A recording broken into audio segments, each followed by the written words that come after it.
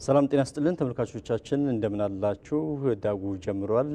የዛሬ ዳጉ ውይይታችን ትኩረት የሚያደርገው በአብይ ጾሞች ላይ ትኩረት አድርገን ውይይት እናደርጋለን። በኢትዮጵያ ኦርቶዶክስ ተዋሕዶ እምነት ላይ የአብይ ጾም እንግዲህ ሁሉም ምእመናን የጾም እንደሆነ ይታወቃል። በተመሳሳይ ደግሞ በእስልምና ሃይማኖትም እንደዚሁ የረመዳን ጾም እየተከናወነ ነው ያለውና እሱ ላይ በተለይ ከአስተምሮቱ አንጻር በዚህ በጾም ወቅት ምን መደረግ አለባቸው የሚሉ ሀሳቦችን እያነሳን አብረን ቆይታ የምናደርግ ነው የሚሆነው። የዛሬው እንግዶቻችን ሼህ ሁሴን በሽር የአዲስ አበባ ከተማ እስልምና ጉዳዮች ከፍተኛ ምክር ቤት ዋና ጸሐፊ አብረውን አሉ። ትንሽ ቆየት ብለው ደግሞ እንደዚሁም ቆሞስ አባ አክሊለ ማርያም ኃይለ ሥላሴ እሳቸውም አብረውን ቆይታ የሚያደርጉ ነው የሚሆነው። አብራችሁን ቆዩ።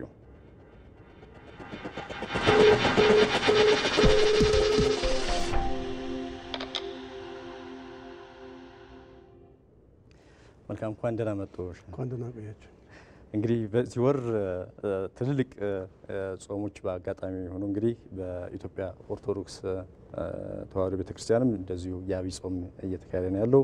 እንደዚሁም በተመሳሳይ ደግሞ በእስልምና እንደዚሁ የታላቁ ረመዳን ጾም እየተከናወነ ነው ያለውና በተለይ እንደመነሻ እናድርገውና ይህ ጾም ለምእመናኑ ምን ማለት ነው ማለት እንችላለን? بسم الله الرحمن الرحيم الحمد لله رب العالمين والصلاة والسلام على أشرف الأنبياء والمرسلين نبينا محمد وآله وصحبه وسلم እንግዲህ እንዳልከው የረመዳን ወር በሙስሊሙ ዘንድ ትልቅ ቦታ ያለው በናፍቆትና በጉጉት የሚጠበቅ ረመዳን መቼ ነው የሚመጣ ተብሎ በጉጉትና በስሜት ሙስሊሙ ማህበረሰብ የሚጠብቀው ታላቁ ወር ነው። ረመዳን ለሙስሊሞች ሁለንተናዊ ጉዳይ ነው። ረመዳን ሙስሊሞች እርስ በርሳቸው የሚፈቃቀሩበት፣ የሚደጋገፉበት፣ እርስ በርስ የሚጠያዩቁበት፣ አንዱ ለሌላው ስጋት መሆኑ ቀርቶ የድጋፍ አለይታውና ዋልታ መከታው የሚሆንበት አጋጣሚ ነው። ዘመዶች ከዘመዶቻቸው ጋር የሚዘያየሩበት፣ የሚጠያዩቁበት ዛሬ አልহামዱሊላህ ቴክኖሎጂ እጅግ በጣም የዳበረ ሰዓት ላይ ስላለን በአንድም በሌላ መንገድ አንድ ሰው ሙስሊሙም ህብረተሰብ ላይ ያለውን ማንነት ለመግለጽ በተለያዩ ሚዲያዎች ሶሻል ሚዲያዎች ላይ ራሱን በማጋለጥ መልእክቱን የሚያደርስበት አጋጣሚ ማን ነው ቢባል ረመዳን ነው። ረመዳን ለሙስሊሞች ከነበራቸው የማህበራዊም ሆነ ኢኮኖሚካል እሴታቸውን የሚፈትሹበትና ማንነታቸውን ሂሳብ የሚያደርጉበት የነበራቸው ክፍተት ካለ ከጌታ ጋራ ቁርኝት የሚፈጥሩበት ምናልባትም የሳሳና ክፍተት ካለም ያንን የሳሳውን አዳብረው ክፍተት ካለ ክፍተቱን ደፍነው ቀዳዳ ካለም እንዲሁ ስብራት ካለም ጠግነው ከስጋይነታቸው ይልቁንስ መንፈሳዊነታቸው የሚጠነክርበትና የሚበረታትበት አጋጣሚ ነው።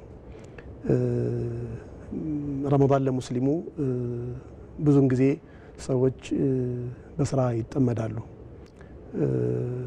በአንድም በሌላ ከቤተሰብ ጋር የገበታ የመቋደስ እድል አያገኙም። በንግድ ዓለም ከሆነ ይወጣል፣ ይገባል፣ ውጭ ሀገር ይሄዳል፣ ይመለሳል። ከተማ ውስጥም ከሆነ ጧት ይወጣል፣ ማታ ነው የሚመለሰው። የመንግስት ሰራተኛም እንዲሁ ከሆነ አንዳንዴ ምናልባትም በሳህን ቋጥሮ የሚሄድበት አጉሎ አጋጣሚ ይኖራል። ረመዳን ግን ማህበረሰቡና ቤተሰብን ያገናኛል። አቧራና መዋራ ከቤተሰብ ጋር ሰብሰብ ብለው ፍጡር ላይ ይገናኛሉ፣ አብራ ያፈጥራሉ።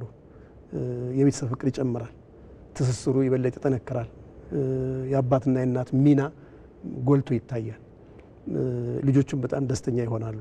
እንከታቸው አባታቸው መጥቶ ከነሱ ጋር ይፈጥራል፣ እናትም አብራ ተፈጥራለች። ሰራተኛ ብትሆንም እንኳ የጋራ ገበታ ይኖራቸዋል።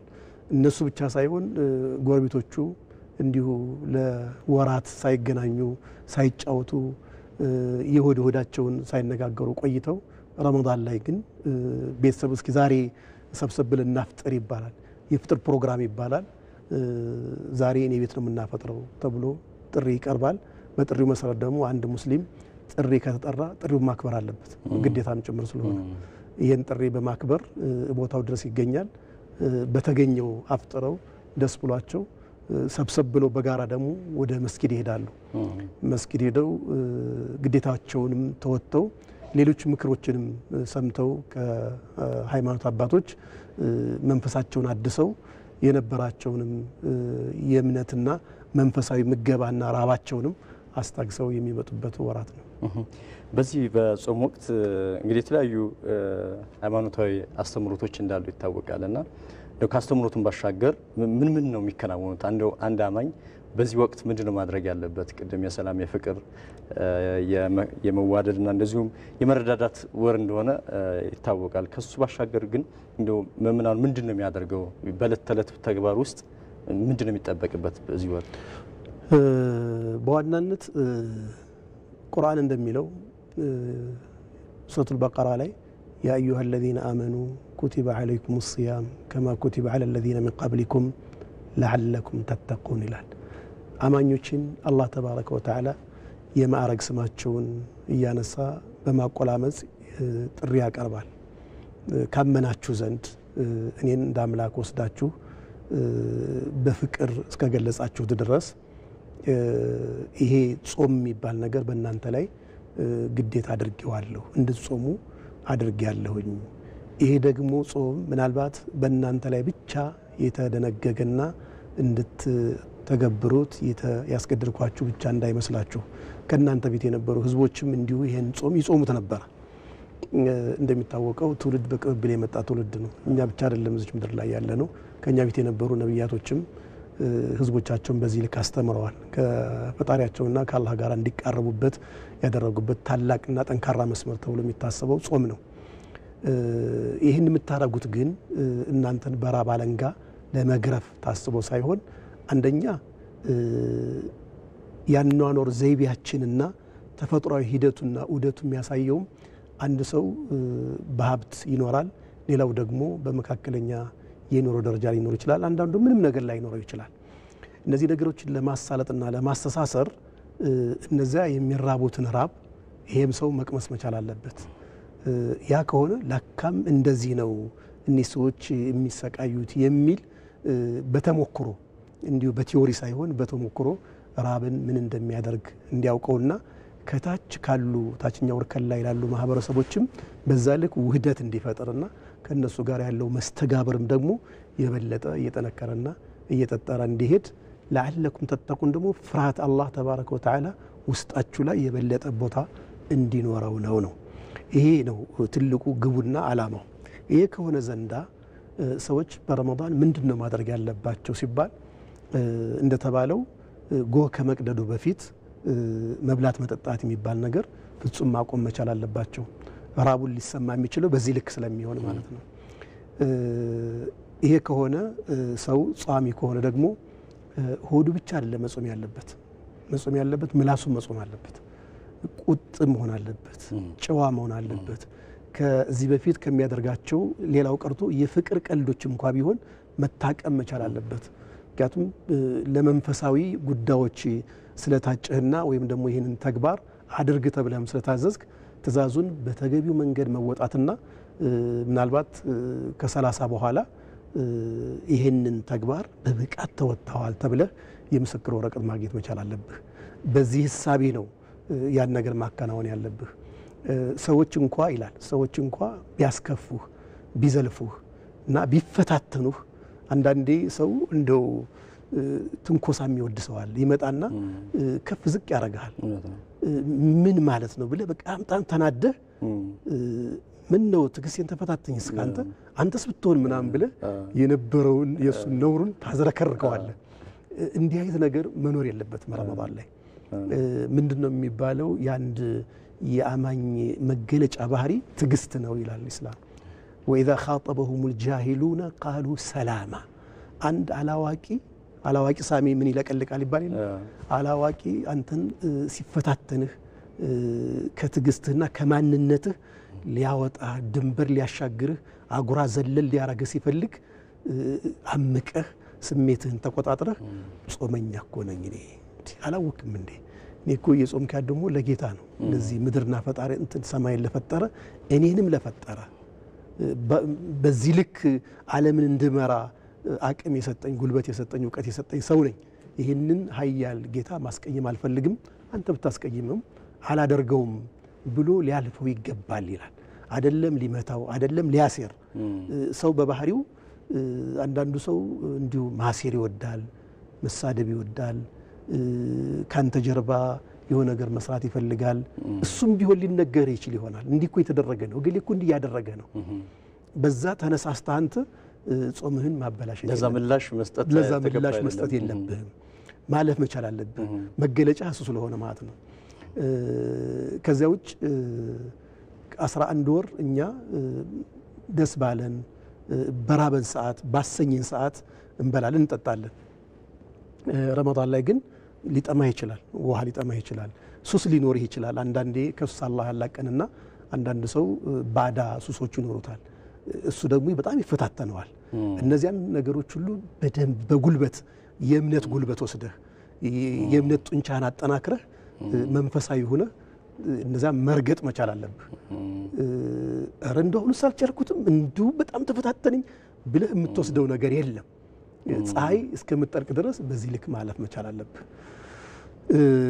ሌላው በሰዓቱና በወቅቱ አሁን እንዳንድ ሙስሊም 5 ጊዜ ሰላት መስገድ መቻል አለብህ ከዚህ በፊት ለምሳሌ እዛም እዚህም የሰገድካቸው ከሆነ አንዳንዴም ደግሞ እንዲሁ በስራ ጫና ምክንያት አመካይተህ መቼም አያጅቤ ሳታመካይ ብላኝ ይባል ነገር አለና እንዲሁ ደከመኝ ሰለቸኝ ስራ በዛብኝ ብለህ ማሰግዳቸው ሰላቶች ካሉ ረመዳን ላይ በፍጹም ታሳልፋቸው አይገባም በሰዓቱና በወቅቱ ከጌታ ጋር ያለ ግንኙነት የበለጠ እንዲጠነክርና እንዲጠጠር ማድረግ መቻል አለብህ 5 አውቃት ሰላትን በሰዓቱ በወቅቱ መስገድ ሲቻል ከመመናቾች ጋር መስጊድ ተሄዶ ጀማዓ መሰገድ መቻል አለበት ምክንያቱም እዛ ስትሄድ የምታያቸው ሰዎች አሉ ምስኪኖች በአብዛኛው ጊዜ መስጊድ አካባቢ ነው የሚኮለኮሉት እዛ አካባቢ ምስኪኖች ታያለህ አቅመ ደካሞችን ታገኛለህ ይጠይቁሃል አንዳንዴ ደግሞ አንተ ራስህ አይተህ ተመልክተህ እነዚህ አይነት ሰው ችግር አለበት ብለህ ልጆቻቸውን ይዘው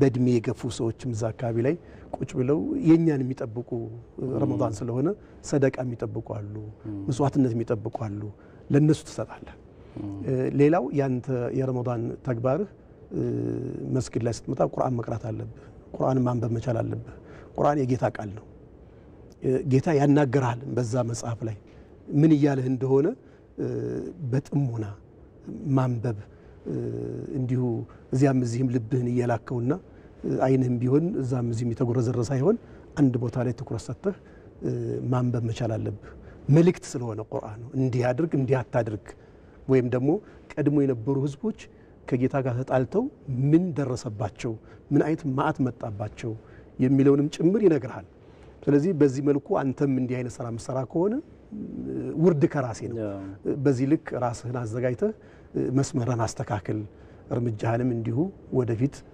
ጨምር የሚል ነገር ይመጣል ለምስኪኖችም ደግሞ ዘን ያዘነ ይታዘንለታል ነብዩ አለይሂ ሰላም እንዳሉት ኢርሐሙ መን ፊል አርዲ ይርሐሙኩም መን ፊስ ሰማይ ይላሉ በምድር ያሉ ነገሮች እናንተ ምታዝኑ ከሆነ በሰማይ ያለው ጌታ ደግሞ ለእናንተ ያዝናል ይላል በሌላ ጉዳይ በሌላ አንቀጽ ደግሞ አላህ ተባረከ ወተዓላ ምናል ኢነ ረሕመተላሂ ቀሪቡን ሚነል ሙሕሲኒን ይላል ያላህ ጸጋና በረከቱ የሚወርደው በጎና መልካም ለሚሰሩ ሰዎች ናቸው ይላል በጎና መልካም ደግሞ መስራት መቻል አለብህ ሌላው ተግባር የምታረገው እንዳንድ አማኝ ረመዳን ላይ ከሌሎች ጋራ ወንድሞች ጋራ መስገድ ሲመጡ በመተዋወቅ በተለያየ መንገድ በቢዝነስም ሊሆን ይችላል በሆነ አጋጣሚ ተዋውቃችሁ ለሀገር የሚጠቅም አጀንዳ ምታነሱ ይችላልላችሁ እዚች ሀገር ላይ ሁላችንም ነው የምንኖረው ሀገራችን የሁላችን ስለሆነች እምነታችን ይፈለገው ይሁን ዞሮ ሰው የመረጠውን ያምናል ነገር ግን ሀገር የጋራ ስለሆነ አገሪቷ ሰላም ሲኖራት ስታድግ ስትበለጽግ የሁላችን ድርሻ ይኖረናል ልጆቻችንም በዛ ልክ ሰላምና መረጋጋት ተፈጥሮላቸው የበለጠ ከሌሎች ሀገርም እኩል ተርታ ብቻ ሳይሆን የከፍታ ማማ ላይም እንድትወጣ ማድረግ ይቻላል። የአንድ አማኝ ተግባር ረመዳን ላይ ባጭሩ ይሄ ነው መሆን ያለበት። እንደው በሌላ በኩል በጾም ወቅት ከሚከናወኑ ነገሮች አንዱ እንግዲህ ሁሉም ትልቁም ትንሹም እንደዚህም ደግሞ ይሄ ብሔርም የምንለው የተለያዩ የልዩነትም ሀሳቦች የሚነሱባቸው ብቻም ሳይሆን በአንድነት ጾሙን የሚጾምበት ነው። ሀብታም የለም ድሃ የምንለው ማለት ሁሉም ሰው ጾሙን የሚጾምበት ትንሹም ትልቁም በአቅሙ እንደዚሁ የሚጾምበት ነውና ከዚህ ውስጥ የምናገኘው ትምህርት ምንድን ነው? እውነት ነው። አየህ اختلاف ألوانكم وألسنتكم የመልካችን መለያየት የምላሳችን የቋንቋችን መለያየት የጌታን ተአምር ማሳያ የሱ ትልቅነት ማሳያ እንጂ ከዚህ ያለፈ ሌላ ነገር የለው። የተለያዩ ብሔር ብሔረሰቦች ኢትዮጵያ ውስጥ አሉ ብለን ስናስብ ማአዕዘመከ ያ ረብ ምን ሀያል አደረገ ጌታዬ ብለን ለሱ ያለን ምልከታ የበለጠ ከፍ እንዲል ከማድረግ ውጪ አንደኛው ብሔር ከፍ ያለ ሌላኛው ብሔር ደግሞ ዝቅ ያለ የሚል ምልክት የለው። ግን እኛ ያው በውስጣችን ሰይጣን ሲያደር ወይም ደግሞ ሸይጣን ሲወሰውስና ሲጎተጉተን የምናመጣው ሰይጣናዊ ሐሳቦች አሉ። ሰይጣን ወይም ሸይጣን ለአባታችን አደም እስኪ ዝቅ በልና ሰላምታ ሲባል እሳቤውን ሲገልጽ ምን አለ? እኔ ከሳት የተፈጠርኩ ስለሆንኩ እሱ ደግሞ ከጭቃ ወይም ከአፈር የተፈጠረ ስለሆነ በማቴሪያል ደረጃ እኔ እበልጣለሁ፣ ስለዚህ ለሱ አልሰግድም አላጎበድድም አለ። መሆን የነበረበት ለምንድን ነው የምሰግደው በዚህ ደረጃ እኔ እበልጣለሁ ብዬ አስባለሁ። እንደኔ ሐሳቤ ሁሉ ጊዜ ሰዎች በስብሰባ ደረጃም ቢሆን በሚዲያም ሲናገሩ በእኔ ሐሳቤ የሚለው ሐሳብ ትልቅ ገዢ ሐሳብ ነው። ምክንያቱም እንደሱ ምልከታ እንጂ እንደኔ ምልከታ ያ ስለማይሆን ማለት ነው። ሁለተኛ የኔን ሐሳቤ ትክክል ነው ብሎ ካሁን በኋላ ራእይ ወርዶ በነብያት ላይ አርፎ ወይም አድሮ እንትና የተናገረው ትክክል ነው የሚል ማረጋጋጫ ስለሌለን፣ ስለዚህ እኔ ማስበዋለኝ አንተ የምታስበዋለህ ሐሳቢያችን ይለያያል። በልዩነታችን ግን አብሮ መኖር የሚያስችለን ነገር አለ ሀገር ሰፊ ስለሆነ። ከዛ በላይ ደግሞ በሀገራችን በህል ነው የሚባለው መቻል ምን ይከፋል ወርክ ሀገር ይሰፋል ይባላል። በዚህ ልክ ነው እየኖርን የነበረውና ይህን ሰዓት የሚባለውን ነገርም የፈጠረው አላህ ነው። አፈርም ያላህ ነው። ባለማቴሪያሉ ነው እንጂ ጥራትና ብቃቱን መናገር ያለበት ከሌላ ማቴሪያል ወስደህ ራስ ተሰርተህ ይሄ ማቴሪያል ከንተና ይበልጣል ብሎ መሞገቱ ድንቁርና ነው። በዚህ ድንቁርና ሰዎች አሁንም ቢሆን የቀጠሉበት ሁኔታ አለ። ይሄ ብሔር ከዚህ ብሔር ይበልጣል፣ ይሄ አካባቢ ከዚህ አካባቢ ይበልጣል፣ ከዚህ አካባቢ እንደው የሚመጡ ሰዎች እንደው ብሩህ የሆነ አስተሳሰብ ነው ያላቸው፣ እነዚህ ደግሞ ዳፍንታሞች ናቸው ብሎ የሚናገር ሰው አለ። ይሄ ትክክል አይደለም። ሁሉም አካባቢ ላይ ጥሩዎች አሉ፣ ሁሉም አካባቢ ላይ መጥፎዎች አሉ። መጥፎን እንደ መጥፎ እናወግዛለን፣ እንዳይቀጥል እናረጋለን፣ እንዲስተካከል ደግሞ ጥረት እናረጋለን። ምክንያቱም ለራሱ የሚወደው ሌሎችን መውደድ አለበት የሚል የሁሉም አማኞች እሳቤ ስላለ ማለት ነው። ስለዚህ መስጊድ ደግሞ ቅድም እንዳልከው የመደብ ልዩነት የሚንጸባረቅበት ቦታ አይደለም፣ የጌታ ቤት ነው። መስጊድ የአላህ ቤት ነው። ሌሎች የእምነት ቤቶችም እንደዛ ናቸው። ስለዚህ ይሄ ገሌ ሀብታም ስለሆነ ቀድሞ እዚህ ቦታ ይምጣ፣ እንትና ደግሞ ድሃ ስለሆነ ቀድሞ ቢመጣና ቦታውንም ቢይዝ ወደ ኋላ ይመለስ፣ እንትና ከዚህ ጎን እንዳትቆም ተብሎ የሚከለከልበት አጋጣሚ በፍጹም የለም።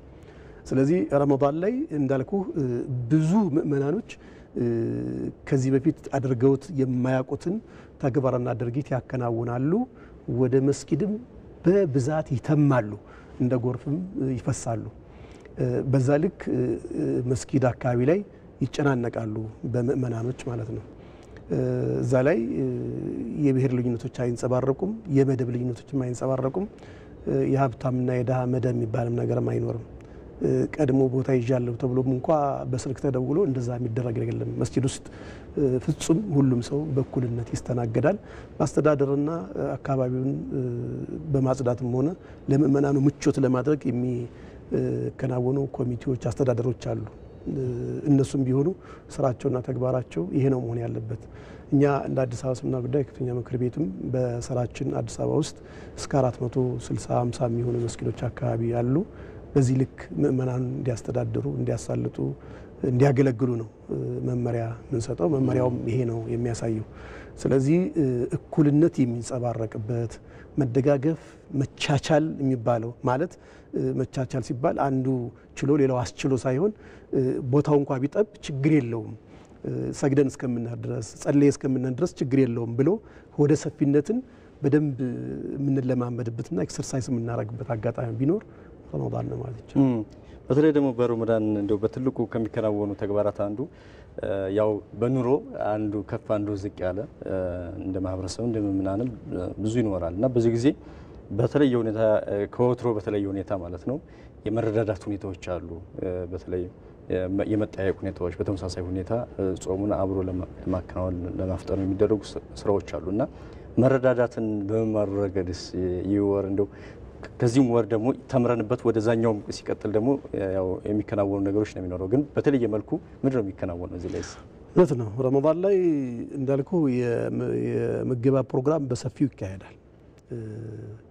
እኛ አሁን እንደ አዲስ አበባ እስልምና ጉዳይ ከፍተኛ ምክር ቤት ከተለያዩ በጎ አድራጊዎችና ቀና አሳቢዎች ግለሰቦችም እንደ መንግስትም ጭምር በመገናኘት ለምእመናኑ ረመዳንን እንዲጾም ለማድረግ ስራዎች ሰርተናል። ከቱርኪያ ኤምባሲ ጋር በመተባበር 2 ጊዜ ለምእመናኖች ከዱከም በፍሪጅ ስጋ ምጥን አከፋፍለናል። ገና የመጀመሪያው ረመዳን አካባቢ ላይ ለአንድ ሰው 8 ኪሎ የሚይዝ የታሸገ ንጽህናው የተጠበቀ እንዲወስዱ አድርገናል።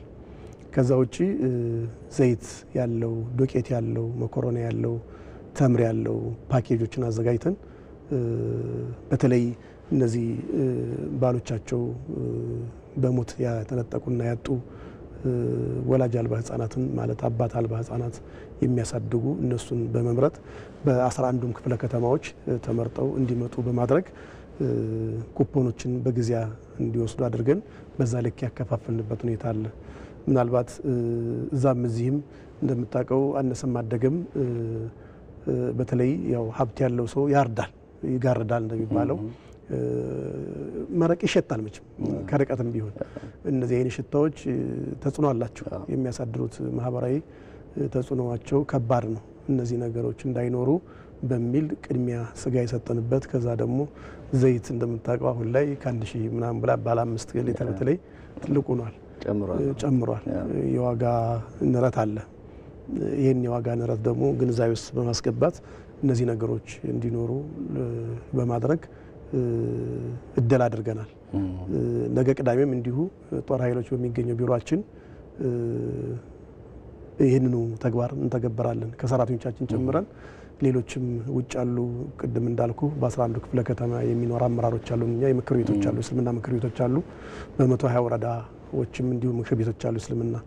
በዛ ልክ ታችኛው ማህበረሰብ ላይ ያለውን ችግር በተቻለ መጠን ለመካፈልና ለመቅረፍም አስተምሩትስ እንደው ምን ይላል ሸህ?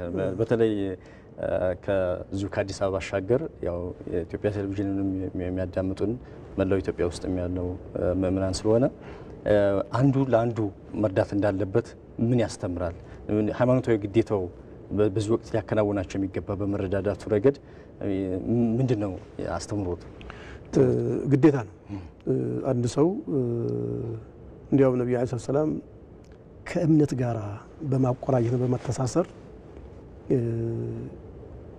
አንድ አማኝ ሊባል አይችልም ጎረቤቱ እየተራበ ይላሉ። ወጃሩሁ ጃኢዑን ይላሉ። ጎረቤቱ ተርቦ እሱ እየበላ ይጠጣ ከሆነ አማኝ ሊል አይችልም። ምን ማለት ነው? እኔ አማኝ ነኝ ብሎ ቢሰግድም ቢጾምም ቢጸልይም ሰደቃ ቢሰጥም ግን ጎረቤቱ ተርቦ እያለ በፍጹም አማኝ ነኝ ሊል አይችልም። ስለዚህ እምነቱ ጥያቄ ውስጥ ይገባል ማለት ነው። ይህ አንደኛው ነው። ሁለተኛው እነዚህ የሚሰጡ የሚያበሉ ሰዎችን አላህ ተባረከ ወተዓላ ያመሰግናቸዋል፣ እንደሚወዳቸውም ይናገራል። ኢነማ ኑጥዒሙኩም ሊወጅሂላሂ ላ ኑሪዱ ሚንኩም ጀዛአን ወላ ሽኩራ። እኛ ይህን ነገር የምናደርገው ከእናንተ ዝናና ሙገሳ ምርቃትን ፈልገን ሳይሆን ጌታ ስለሰጠን፣ ከሰጣችሁ ደግሞ ስጡ ይላል አላህ። እኔ ነኝ የሰጠሁት ይህን ሀብትና ንብረቱን እንጂ ሰው በጉልበት ቢሆን ኑሮ ትልልቅ 100 ኪሎ የሚሸከሙ እኮ መኪና ላይና መርከብ ላይ የሚጭኑ ሰዎች እኮ አሉ። እነሱ ሀብት አላገኙም እኮ። ግን አላህ ተባረከ ወተዓላ በምታደርገው እንቅስቃሴ የሰው ሰውኛነትን ሰርተህ ጌታ ደግሞ በረካን ጨምሮለት ብዙ ሀብቶች እንዲኖሩ ያደርጋል። ሀብታም ተብለህም ትጠራለህ።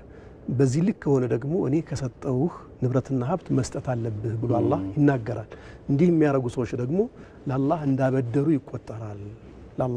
ስለዚህ ራሱ አላህ ይጠይቃል من ذا الذي يقرض الله قرضا حسنا فيضاعف له اضعافا كثيرا ለኔ ማን ነው የሚያበድረኝ ከናንተ መካከል እኔ ደግሞ እጥፍ ድርብ አድርጌ የምሰጠው ማን ነው ይላል።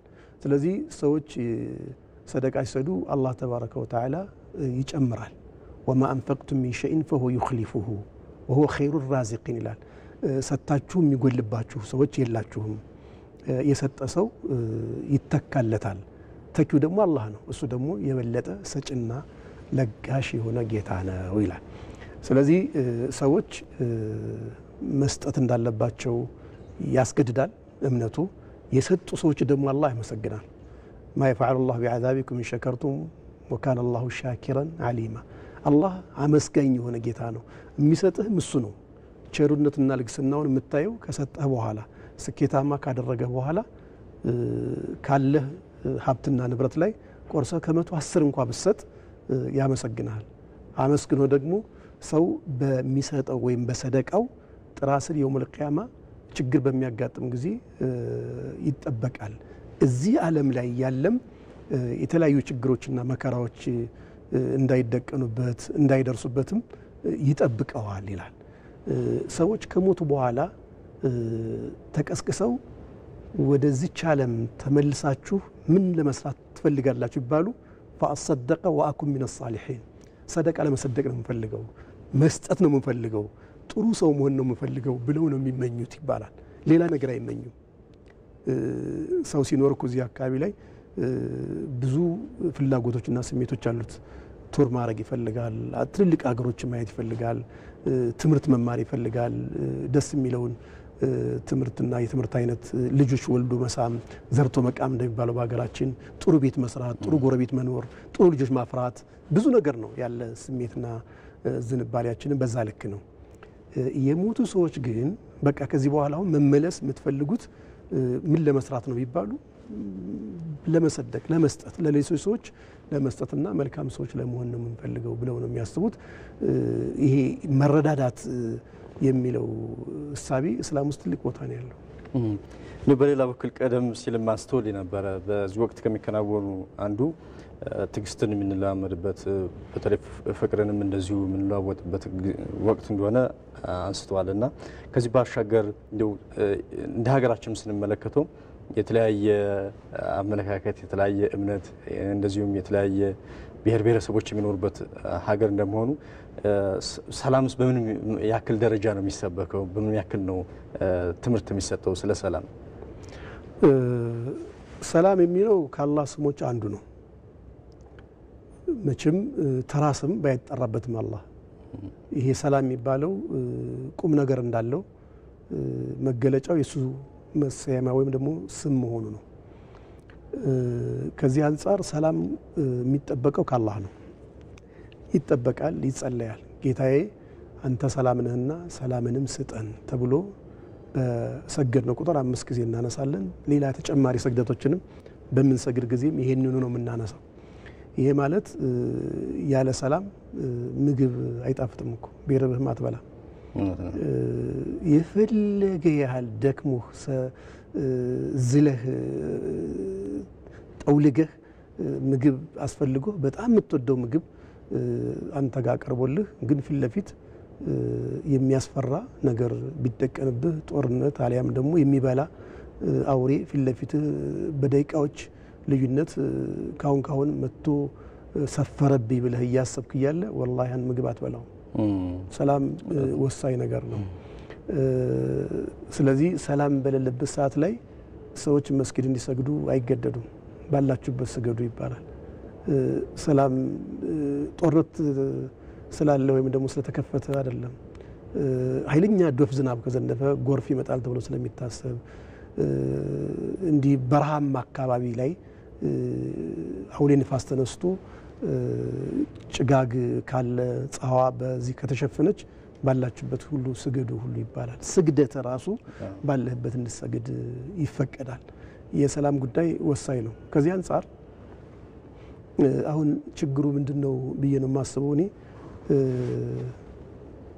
ስናጣው ነው አንድ ነገር የምናቀውና እስከምናጣው ድረስ ብዙም ጊዜ አሁን አንተ ተመኝተው ስታገኘው ግን ኖርማል ነው የሚመስልህ። ኢቲቪ ገብታው እዚህ በተንጣለለ አዳራሽ ላይ ለሀገሬ ለወገኔ አገልግዬ እንደው ባየሁት ብለህ ተመኝተህ ሊሆን ይችላል። በአጋጣሚ ስትገባ ግን ኖርማል ነው የሚሆነው። በቃ ነገ ትመጣለህ፣ ከነገ ወዲያ ትመጣለህ፣ ትገባለህ፣ ትወጣለህ፣ ኢንተርቪው ታደርጋለህ፣ ምን ትላለህ። በዚህ ልክ ነው የሚሆነው። ብዙ ሰው ጋዜጠኛ ሆኖ ሀገርን የተለያዩ ጉዳዮችን እያነሱ እያወያዩ ለሀገር ለወገን መፍትሄ ሊሆኑ የሚችሉ ነገሮችን እያነሱ እየፈለፈሉ ለህብረተሰብ እያሳወቁ ህብረተሰብ ማንቃት የሚፈልጉ ሰዎች ይኖራሉ። ስትሆነው ግን በጣም ነው የሚቀልህ። ሀገራችን ላይም እንዲሁ እዛም እዚህም ያሉ ችግሮች በዜና ከማዳመጦች ካልኖር ነው ሰላሙ የደፈረሰም አይመስልንም፣ እንትኑንም አናቀውም፣ ውጤቱንም አናቀውም።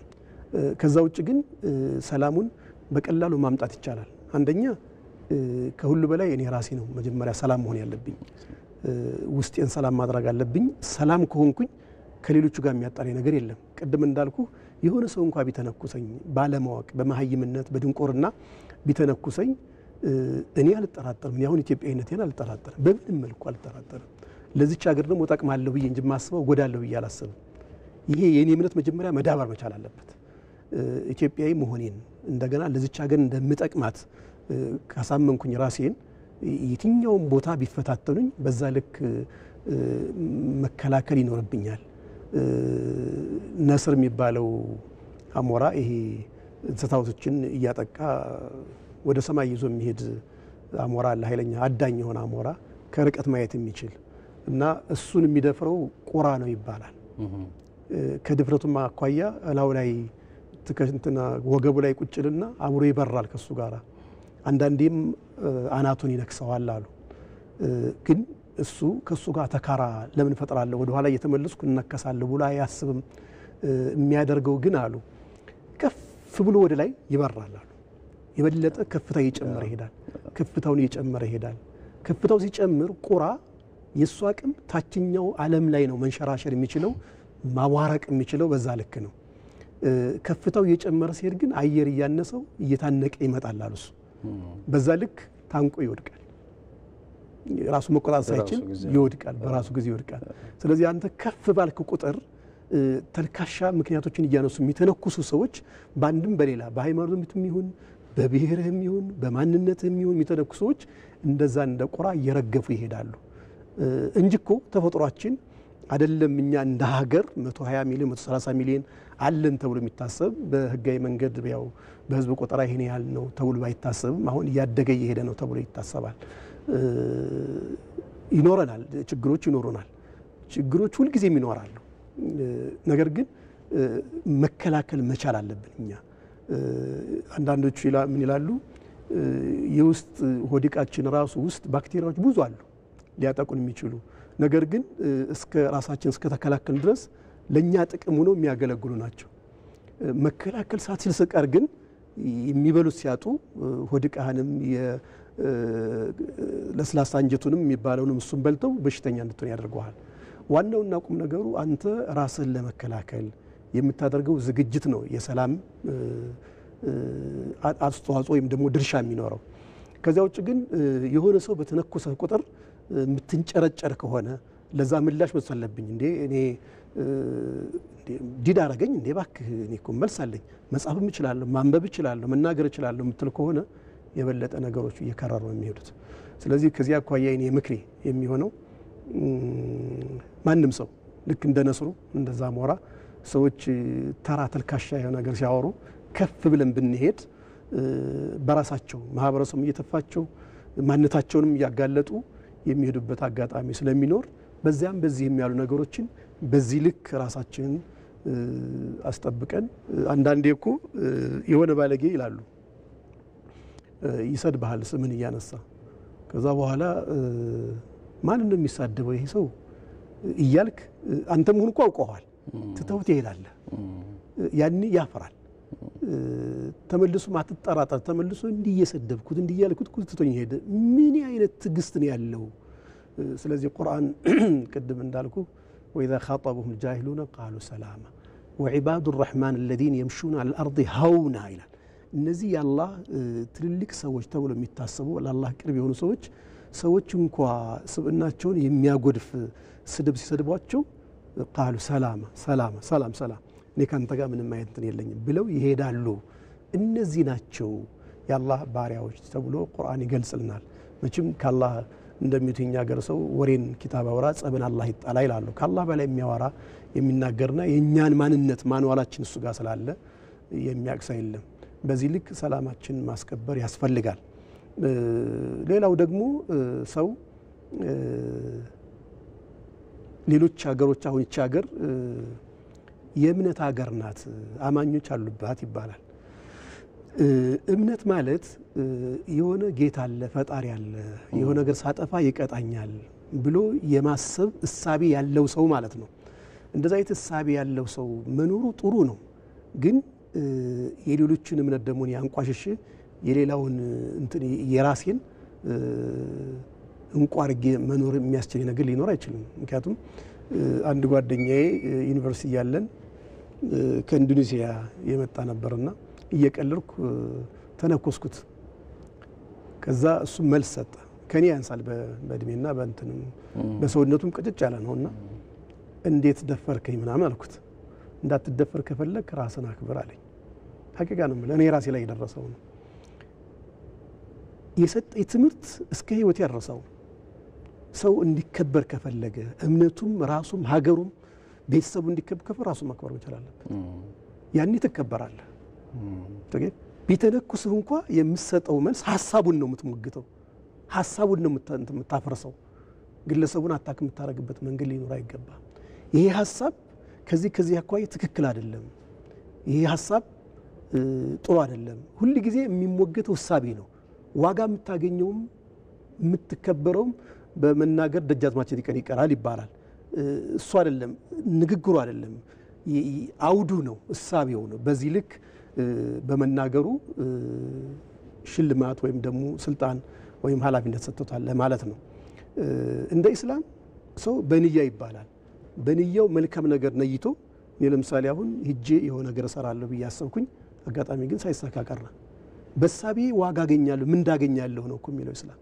በሳቢ ያቱም ቢሆንልኝ ኖሮ ያን ነገር ቢያሳካልኝ ኖሮ ጌታ ወዶ ፈቅዶ መንገዱን ቢያመቻችልኝ ኖሮ ሰርቸው ነበር ማለት ነው በዛ ልክ ዋጋ እናገኛለን ይባላል ከዚህ አንፃር ሰላምን ለመጠበቅ ያንድ ወይም የሁለት የሶስት ሰዎች ድርሻ አይደለም የእምነት ተቋሞች ያንበሳውን ድርሻ ይወስዳሉ ተብሎ ቢታሰብም ምእመናኑ በዚህ ልክ ደግሞ መስማትና ማዳመጥ ይኖርበታል ከዛውጭ ያው እንደምታቀው እዚህ ሀገር ላይ መንግስት አለ መንግስት ስላለ ችግሮች እንኳን ካሉንኛ ሰላም ያደፈርሱ ነው ብለን እናስብ ከሆነ በሰለጠነ መንገድ መንግስት የጸጥታ ያማስከበሩን ፖሊስም የጸጥታ አካልም አቅም ያለው እሱ በመሆኑ በዛ ልክ ነገሮችን ማሳለጡ የበለጠ ደግሞ ለሰላሙ ዋስትና ይኖራል ብያምናለሁ በጣም ጥሩ ውይይት እያደረግን ያለ ነው ያው በተለይ የዛሬው ውይይታችን ሁለቱን አባይ የሆኑ ጾሞችን መሰረት አድርገን ነው በኢትዮጵያ ኦርቶዶክስ ተዋሕዶ ቤተክርስቲያንም እንደዚህ አብይ ጾም እየተካሄደ ነው በእስልምና እምነት ተከታዮች ዘንድ ደግሞ ታላቁ የረመዳን ጾም አስመልክተን ነው እንግዲህ ውይይት እያደረግን ያለ ነው በአጋጣሚ ሆኖ በትራንስፖርት ምክንያት ማለት መንገድ በመጨናነቅ ምክንያት ከኢትዮጵያ ኦርቶዶክስ ተዋሕዶ ቤተክርስቲያን የጋበዝናቸው እንግዲህ ሲደርሱ አብረውን ይቀላቀላሉ ቀደም ሲል ያነሳናቸው በርካታ ነገሮች ነው እንደ በሀገራዊ ጉዳይም በጣም ትልቅ ታሪክ ያለው ነው በሂደት ውስጥ በታሪክ ውስጥ የምናየው የእስልምና ሃይማኖት ማለት ነው እንግዲህ ወደ ያም ሆኖ ግን አሁን በተለይ በዲፕሎማሲው በልማቱም ጉዳዮች ላይ ለምሳሌ ከሀገራት ጋር ያሉ ግንኙነቶች በጣም ትልቅ ታሪክ ያለው ነውና እሱን ተጠቅሞ በተለይ ሀገራችንን ከማስተዋወቅ ረገድም ያለው ሚና እስኪ ደግሞ የተወሰነና ወደ መካከለኛው ምስራቅ አካባቢዎች ስንመለከተው እንግዲህ በርካታ ሀገራት የእስልምና ሃይማኖት ተከታዮች ናቸውና የሀገራትን ራሱ ግንኙነት በማጠናከር ረገድ የራሳቸው ሚና ይኖራል ብዬ አስባለሁ። ልክ የኢትዮጵያ ኦርቶዶክስ ተዋሕዶ ቤተክርስቲያንም የራሱ የሆነ ታሪክና ግንኙነት እንዳለው በተመሳሳይ ሁኔታ ግን በልኩ እንደው ከማስተዋወቅና ሀገሩን እንደዚሁ የራሱን ጥቅም ከማስጠበቅ ረገድስ እንዲሁ ምን ሚና ይኖራል? አብረን ከጾሙ ጋር የሚያያዝም ባይሆን በተወሰነ ደረጃ የምናንሳው ብዬ ነው። አይ ልክ ነው፣ ከጾሙም ጋር ይገናኛል። መካከለኛው ምስራቅ ላይ አሁን ቴሌቪዥን የምትከፍት የነሱን ቴሌቪዥን በፍጡር ፕሮግራም ላይ ያላቸው ድባቡ የተለየ ድባብ ነው ያለው። እነሱም እንደዚሁ ናቸው።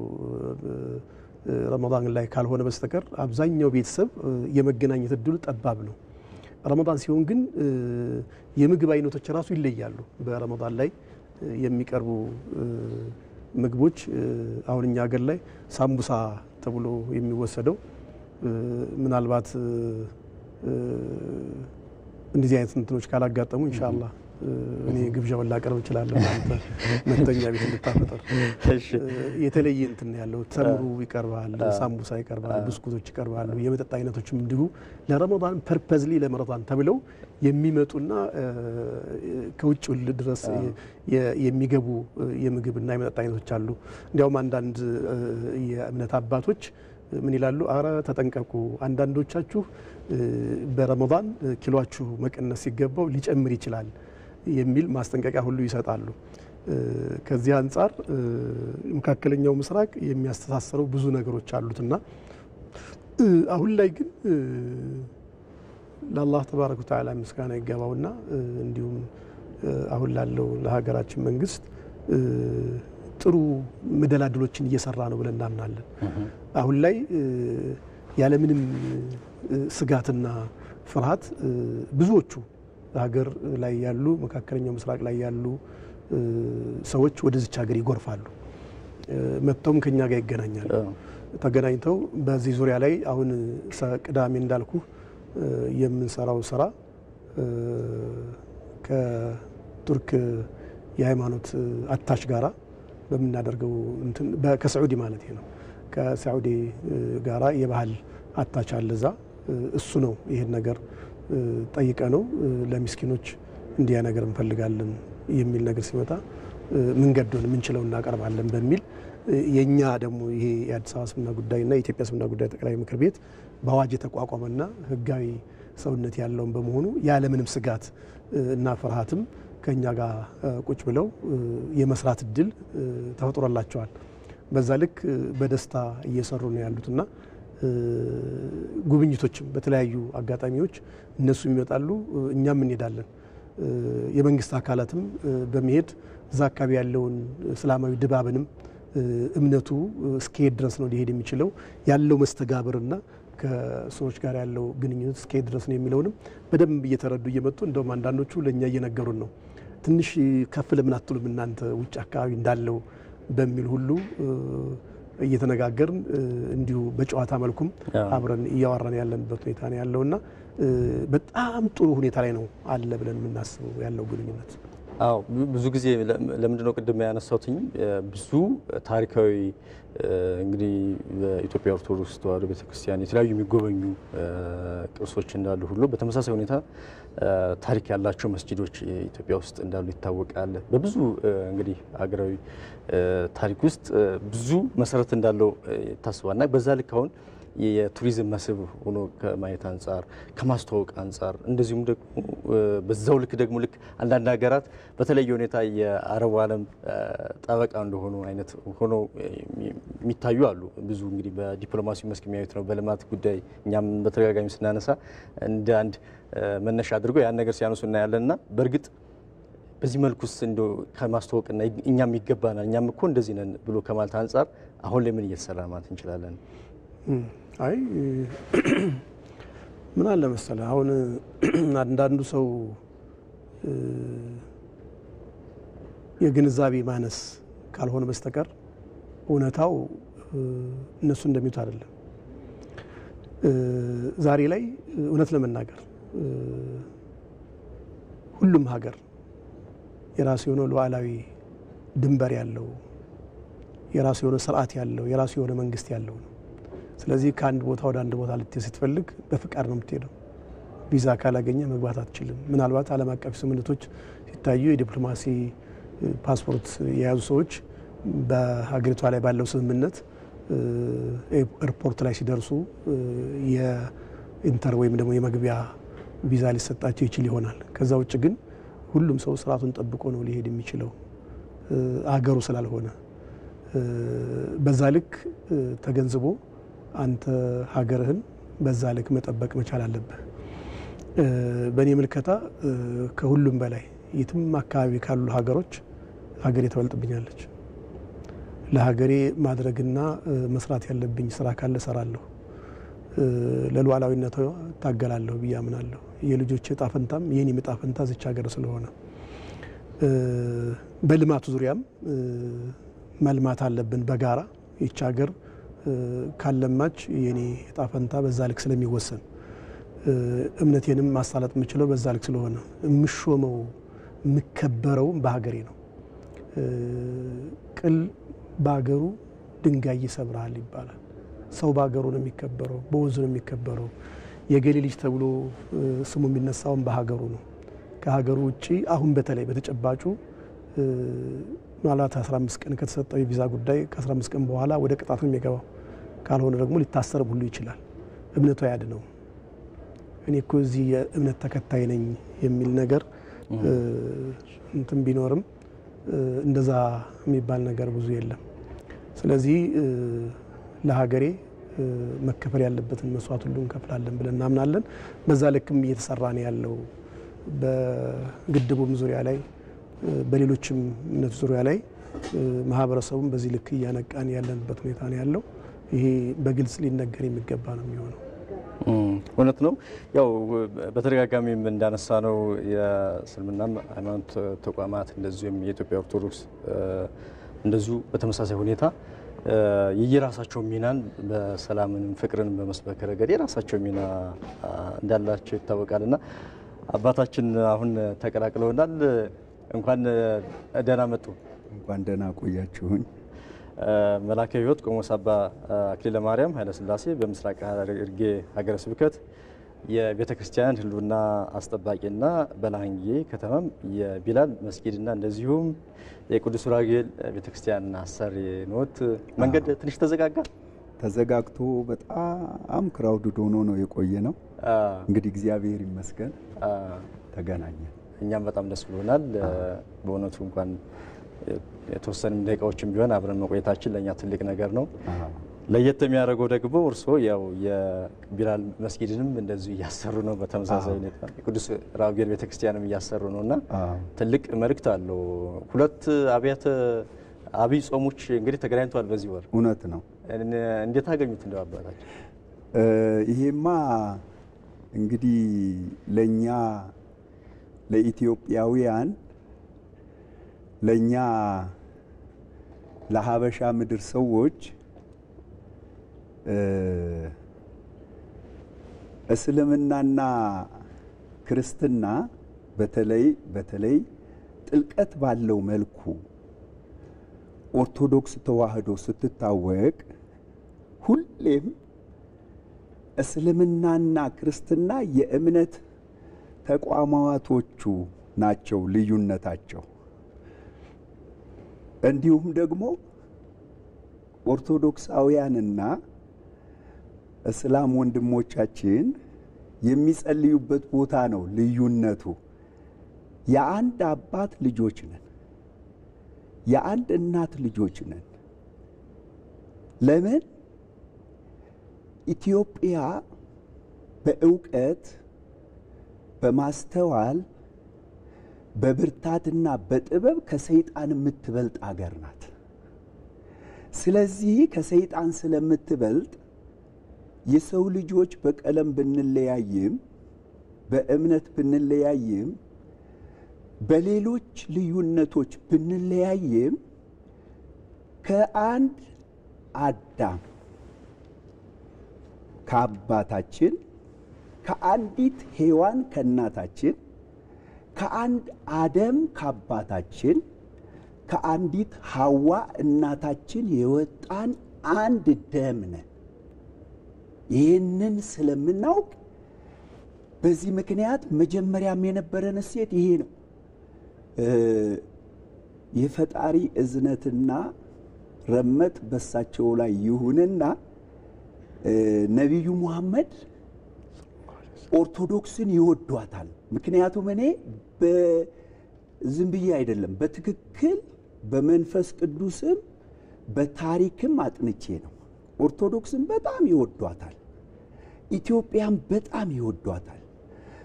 ስለ እውነቱ ከሆነ ያው ጊዜ የለንም እንጂ ኦርቶዶክስ ተዋህዶ ሃይማኖት ውስጥ በመንፈስ ስትጠልቅ በሃይማኖት የኦርቶዶክስ ወዳጅ እስልምና ነው። ኦርቶዶክስ ወዳጅ የላትም። በትክክል ለምሳሌ አሁን ካቶሊክ በክርስቶስ ነው የሚያምኑት፣ ግን ዶግማና ቀኖና የሚባል ይለያል። እስልምና ግን በዶግማም አንገናኝም፣ በቀኖናም አንገናኝም፣ በፍቅር ግን በጣም አንድ ነን።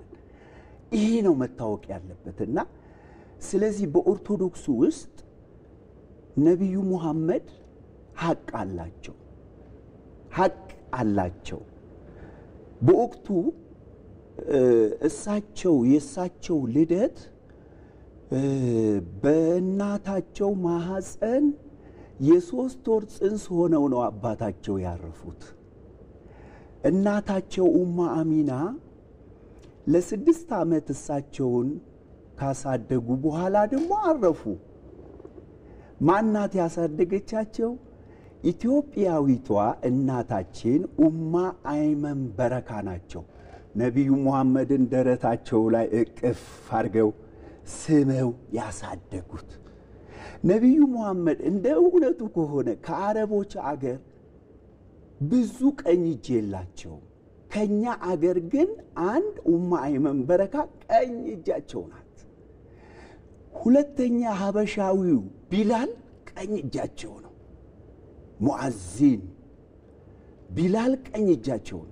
ስለዚህ ኢትዮጵያን ከዚህ ጀምሮ ነው የሚወዷት።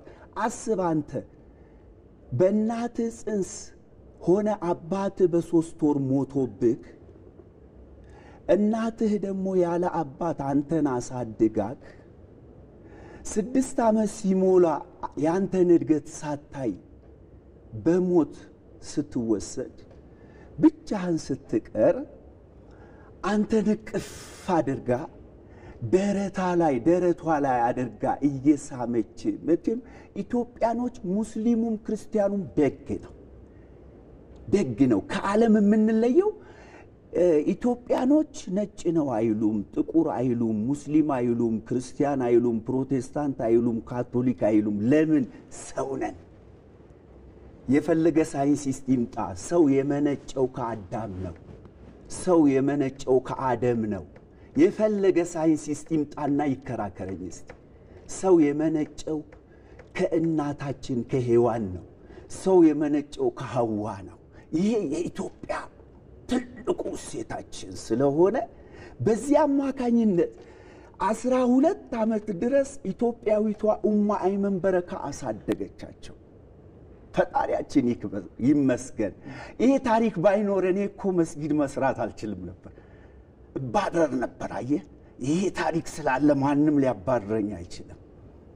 በዚህ አማካኝነት ልክ እሳቸው 12 ዓመት ሲሞላቸው አጎታቸው ፈለጓቸው። አሁን ጥቅም መስጠት ስለሚችሉ ነብዩ መሐመድ የፈጣሪ ረመትና እዝነት በሳቸው ላይ ይሁንና ተፈለጉ። አሁን ለምን?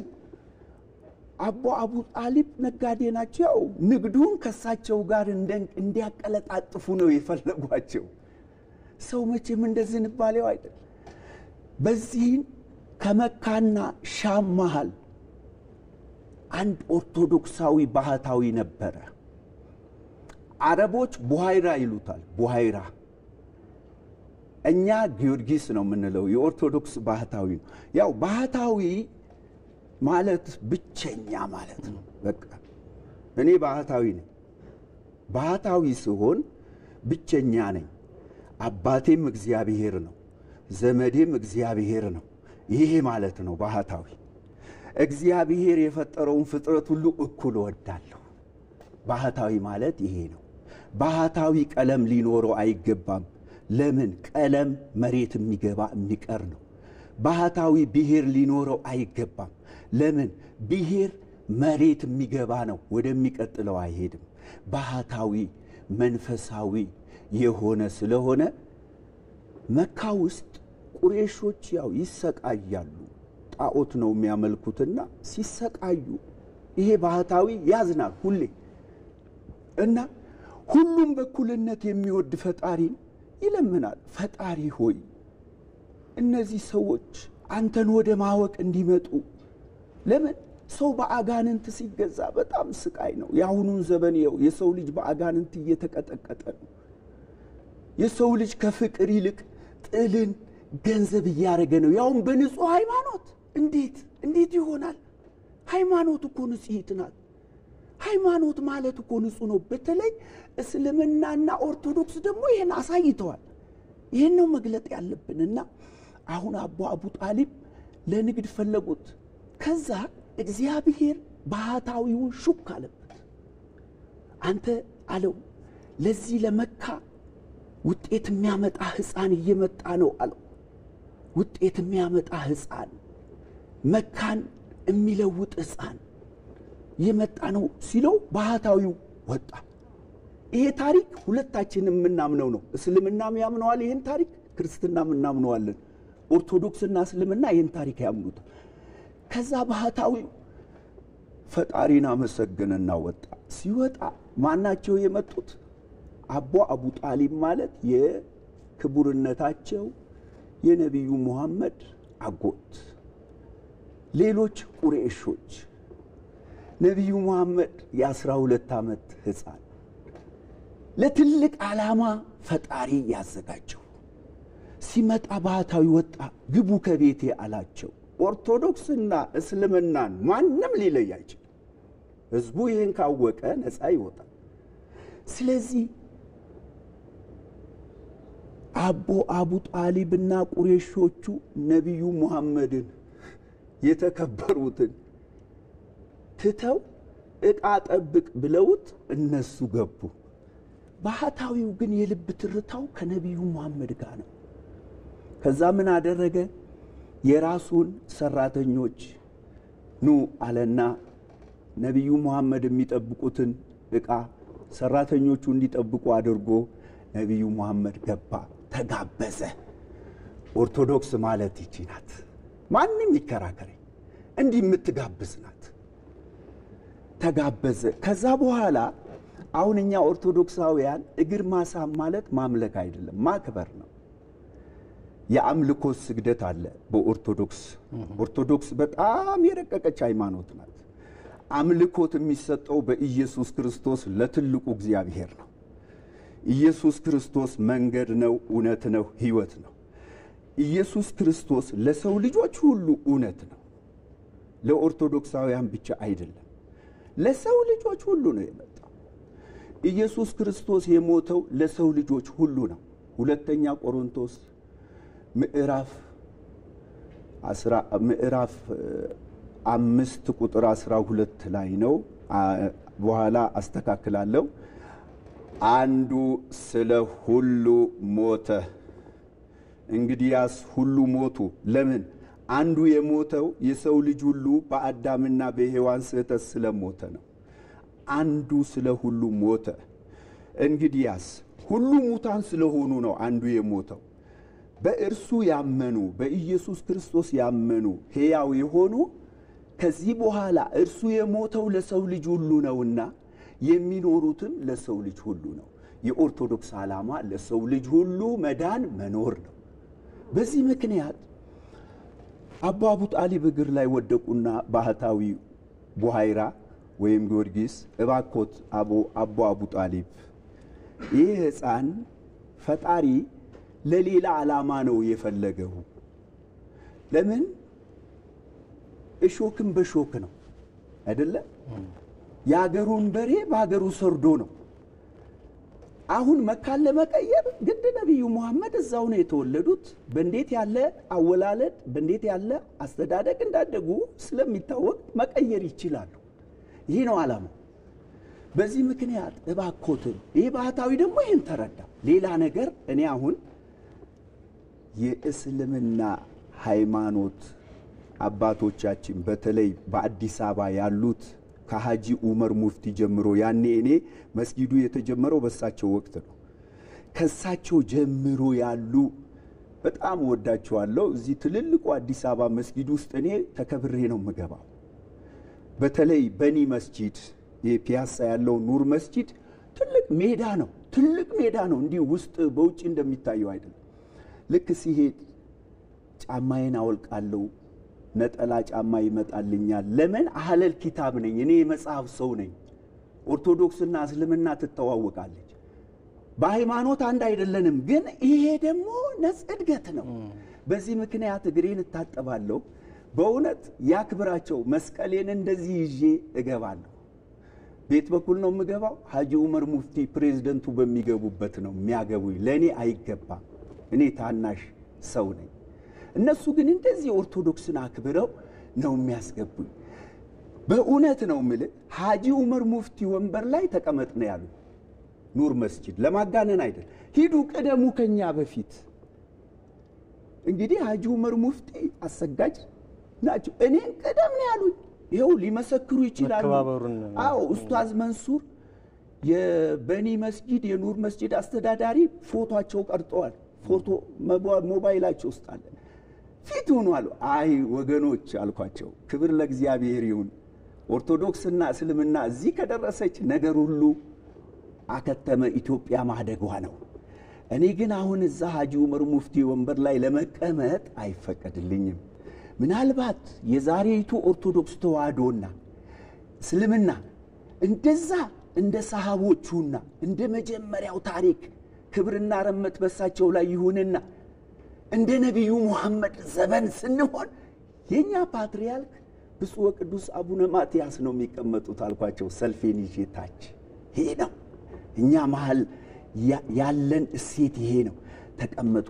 ከዛ ቁጥባ ይባላል። በእኛ ወንጌል እንደሚባለው ቁጥባ ሲያልቅ 10 ደቂቃ ይፈቀድልኛል። 10 ደቂቃዋን መስቀል የሚያከብር ነው የኢትዮጵያ እስላም። ኦርቶዶክስን የሚያከብር ነው። በትክክል እንነጋገር። ታሪክ እንግዲህ መቼም እዝነትና ረመት በሳቸው ላይ ይሁን። እስልምና የመጣው በነቢዩ ሙሐመድ በኩል ነው የማውቀው። ነቢዩ ሙሐመድን የማያከብር ሙስሊም ሊሆን አይችልም። በኦርቶዶክስ ደግሞ ጌታችንን ፈጣሪያችንን መድኃኒታችንን ኢየሱስ ክርስቶስን የማያከብር ኦርቶዶክስ ሊሆን አይችልም። ስለዚህ ዛሬ ጡንቻ አይደለም የሚያስፈልገው። ኦርቶዶክሱም ኦርቶዶክስ ሆኖ የኢየሱስ ክርስቶስን መመሪያ በትክክል ማክበር፣ እስልምናም እስላም ሆኖ የነቢዩ ሙሐመድን መመሪያ ማክበር። ከዛ ይሄ ነው እሴታችን፣ እንዋደዳለን። ከዛ መሮጥ ነው ማለት ነው። ስለዚህ በዚህ ምክንያት በእውነት ሲጀምር ወደ ለቅሶ ነው ይሄድ ነው። ስለዚህ ይሄ ስለሆነ ቡሃይራ አቡ ጣሊብ ላይ ወደቁ፣ እግር ሳሙ፣ ነቢዩ ሙሐመድ ወደ መካ እንዲመለሱ አደረጉ። እንግዲህ ከዛን ጊዜ ጀምሮ ኦርቶዶክስና እስልምና ታያለ። እኔ አሁን እስልምና ሃይማኖትን በጣም ነው የማከብረው፣ አያገባኝም። ለእስልምና እሳቸው አሉ፣ እኔ አያገባኝም፣ አላውቀውምም፣ ላውቀውምም አልችልም። ሃይማኖት መንፈስ ነው። ተረዳ። አሁን ትውልዱ ማወቅ ያለበት ነገር አለ። ሃይማኖት ሳይንስ አይደለም። ሳይንስ እንኳን ከባድ ነው። ምክንያቱም ሳይንስ አንድ ሕፃን ኬጂ1 ይገባል። ኬጂ1 የሆነ ሕፃን ስለ ኬጂ2 አያውቅም። ሳይንስ እንኳን ይወስነዋል። እንዲሁም ደግሞ በኦርቶዶክስ ሃይማኖት መጀመሪያ ጀምረናል ወይ ነው። ያሁን ጊዜ በሽታ ምን እንደሆነ ልንገራችሁ። በኦርቶዶክስ ውስጥ ነው እድሜ እዚህ የደረሰው። እኔ በእውነት መልአከ ሕይወት ቆሞስ አባ አክሊለ ማርያም ብያለሁ አይደል? የቤተ ክርስቲያን ሰጠችኝ። ኖት ግን ቢሉኝ ግን ገና አልደረስኩም እዛ ጋር። ለምን? የውስጥ እድገት ያስፈልገኛል። ለምሳሌ አንድ ድሬሰር ወይም አንዲት ድሬሰር የሕክምናዋን ሙያ ተምራ ካላወቀች የድሬሰር ገዋን ልትለብስ አትችልም። ከለበሰች ደግሞ ብዙ ሰው ይሞታል። ለምን? መርፌዋን እንኳን በትክክል ማስገባት ስለማትችል። ነርስም እንደዛው ነው። ኢንጂነርም እንደዛው ነው። በዚህ ዓለም ላይ ማንም ሁሉን መሆን አይችልም፣ በመላምትም መሄድ አይችልም። አንዳንድ በትክክለኛ ዕውቀት፣ በትክክለኛ ማስተዋል፣ በትክክለኛ ብርታት ጥበብ ነው። ሃይማኖት ማለት እኔ ለምሳሌ አሁን አባቶች የሚሉትን ነው የምቀበለው። ለምን? ሃይማኖት ማለት በውስጥ ውሃ ከላይ ወደ ታች እንደሚፈስ ነው። ስለዚህ የውስጥ እድገት ነው። በውስጥ ደግሞ አባቶቻችን የሚታመነው እንደ ኢትዮጵያ ኦርቶዶክስ ተዋሕዶ ቤተ ክርስቲያን ክርስቲያን ሆኗል ወይ ነው። ሁለተኛ ወደ ክህነት ሲገባ አናጎኒስጢስ ሆኗል ወይ? በውስጥ ነው። አሁን እኔ ይሄ የውጪ ነው ያረኩት። በውስጥ ነኝ ወይ? ዲያቆኑ በውስጥ ነው ወይ? ቄሱ በውስጥ ነው ወይ? ሞኖክሴው በውስጥ ሞኖክሴ ነው ወይ? ያሁኑ ጥያቄ ይሄ ነው። ቆሞሱ በውስጡ ቆሞስ ነው ወይ? ትክክለኛ ቆሞስ ሆኖ ነው ወይ ያለው? የውስጥ እድገቱ በተግባር የሚከወን ነው። አዎ ጳጳሱ ትክክለኛ የውስጥ ነው። ለምን? አሁን በኢትዮጵያ ኦርቶዶክስ ተዋሕዶ ቤተክርስቲያን ውስጥ የውጭ ምልክቶች ምንን ያመለክታል? ያ አገልጋይ በውስጥ ያለው በክርስቶስ ያለው በእግዚአብሔር መንፈስ ያለው እድገትን ይጠይቃል። ያ የለም ብል አልተሳሳትኩም። በዚህ ምክንያት ነው አሁን እንዲህ ያለ ድብልቅልቅ የሆነ ነገር የሚሰማው። በተለይ እኔ አዲስ አበባ ስመጣ በጣም አዝናለሁ። ሐረር በጣም ጥሩ ነው። እንደዚህ እንደ አዲስ አበባ ያለ መንፈስ ሐረር የለም። ሐረር ላይ ቀንቶናል። ለምን? እስልምና፣ ኦርቶዶክስ፣ ብልጽግና ፓርቲ እንደ ቅቤ ነው የተዋሃድ ነው። አንድ ነን ማለት ነው። የተለያየ አመለካከት የተለያየ ሐሳብ ያለውን በሙሉ በቃ ባንድ ላይ መሪዎቻችን ሁሉንም በኩልነት ነው የሚያስተናግዱን። አዲስ አበባ ስመጣ እኔ አንድ ቀን 2 ቀን ለማደር እጨነቃለሁ። ለምን? ትልልቅ አባቶች ያሉበት ሀገር ነው። እኛ አባቶች ምንድን ነው የሚሰሩት? በትክክለኛ መንገድ እነሱ በተሰጣቸው ስራ ልጆቻቸውን መምከር መቻል አለባቸው። በፍቅር ልጆቻቸው ደግሞ ተመክረው ወይ ሰይጣን ካደረባቸው የማይመለሱ ከሆነ ደግሞ ያው በአሁን ዘመን ኢትዮጵያም በብዙ ነገር የሚፈልጓት አሉ። የነዛ ተገዢ ልንሆን አይገባም። ኢትዮጵያ የኛ ናት። ኢትዮጵያ የሙስሊም ናት። ኢትዮጵያ የክርስቲያን ናት። ኢትዮጵያ እምነት የሌለውም የሚኖርባት ሀገር ናት። ኢትዮጵያ እምነት የሌለውም። ስለዚህ ይህ ስለሆነ በእንዲህ ያለው ሁኔታ ያቺን የጀመርኩትን ነቢዩ ሙሐመድን ወደ መካተም እንግዲህ የነቢዩ ሙሐመድ የእስልምናና የኦርቶዶክስ ግንኙነት ከዛ ነው። በዛ ምክንያት ነቢዩ ሙሐመድ ያው በ570 ተወለዱ። በዛ እንግዲህ ነቢይነት አሁን እኔ ስለ እስልምና ማወራው እስላሞች የነገሩኝን ነው። ይሄ ማወራለህ የኔን አይደለም። የኔን ልጨምር አይገባም። ለምን? አባቶቻችንም እዚህ ውስጥ አልገቡም። መረዳዳት ነው ያደረጉት። የኛ አባቶቻችን ረዱ እንጂ አንተ እንዲና አላሉ። እና በዛ ምክንያት እንግዲህ ይሄ ስለሆነ አሁን ነቢዩ ሙሐመድ ኦርቶዶክስን የሚያውቋት ከየት ነው? ከዛ ጀምሮ ኦርቶዶክስ ደግ መሆኗን ያውቃሉና በ610 ነው ነቢይነትን የተጀመረው መካ። ልክ ሲጀምሩ እስልምና በመካ መንቀሳቀስ አልቻለም፣ ምንም አልቻለም። ስለዚህ ግድ ሌላ ካምፕ ያስፈልገዋል ማለት ነው። ለእስልምና መተከል በመካ ካምፕ ያስፈልጋል። ኦርቶዶክስ የእስልምና ካምፕ ናት። ምክንያቱም ይሄንን ኦርቶዶክስ አምና አይደለም። በቃ ኦርቶዶክስ ማንንም ሰው በፍትህ ነው የምታኖረው። ሰው ነው።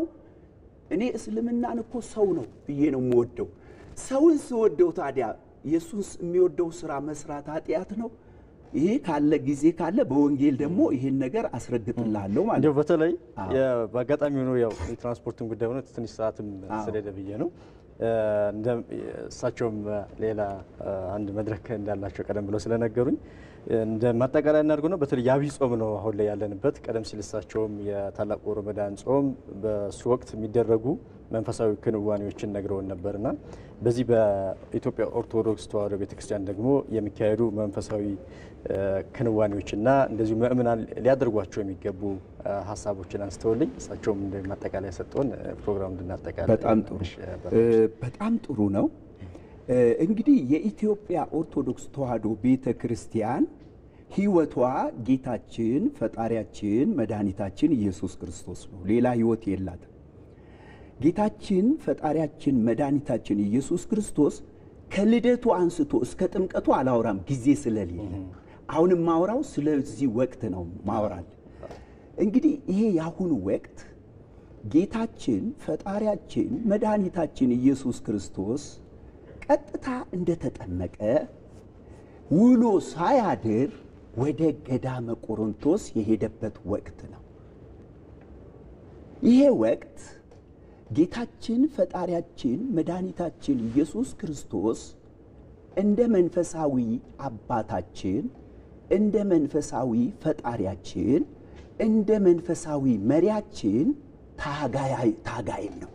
ከማን ጋር መታገል እንዳለብን ሊያስተምርን ነው። የክርስትና ትግል ከደምና ከስጋ ጋር አይደለም በጭራሽ።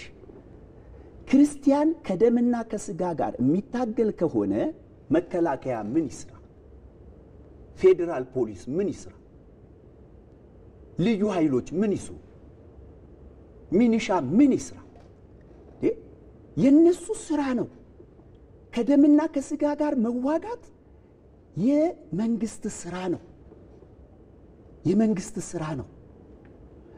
የኢየሱስ ክርስቶስ ስራ ረቂቅ፣ መጀመሪያም አዳምንና ሔዋንን ካጠፋው በአይን ከማይታየው ከረቂቁ ጠላት ከሳጥናኤል ጋር ነው፣ ከሰይጣን ጋር ነው። ስለዚህ ጾም ማለት ሰይጣንን እንዴት አድርገን እንከላከላለን? ይሄ ነው። ምክንያቱም ሰይጣን ማለት የኔ ልንገርህ፣ የኔ ስጋ ለኔ ሰይጣን ነው። ለኔ ሰይጣን እኔው ነኝ። እያንዳንዱ ህዝብ ይንቃ። ምናልባት ይሄ ሰይጣን ቅዱስ ሚካኤል እንደረገጠው ጥቁሩ እንዳይመስለን። ሰይጣን መንፈስ ነው። ሰይጣን መንፈስ ነው። መንፈስ እርኩስ ነው። ስለዚህ መንፈስ እርኩስ ስለሆነ ይህንን መንፈስ እርኩስ የምናሸንፈው በመንፈስ ቅዱስ መሞላት ነው። ስለዚህ መንፈስ ቅዱስ ለመሞላት አንደኛ ማመን ያስፈልጋል፣ ሁለተኛ መጠመቅ ያስፈልጋል፣ ከዛ መጾም መጸለይ ያስፈልጋል። ጌታችን ይሄንን ነው ያሳየን። እንግዲህ ይሄ ወቅት በእውነት ለኛ ለኦርቶዶክስ ተዋሕዶዎች ልዩ ጊዜ ነው። የኛ አምላክ ለኛ ብሎ ነው የመጣው። ለሱ ምንም አይነት ጥቅም አይሰጠውም።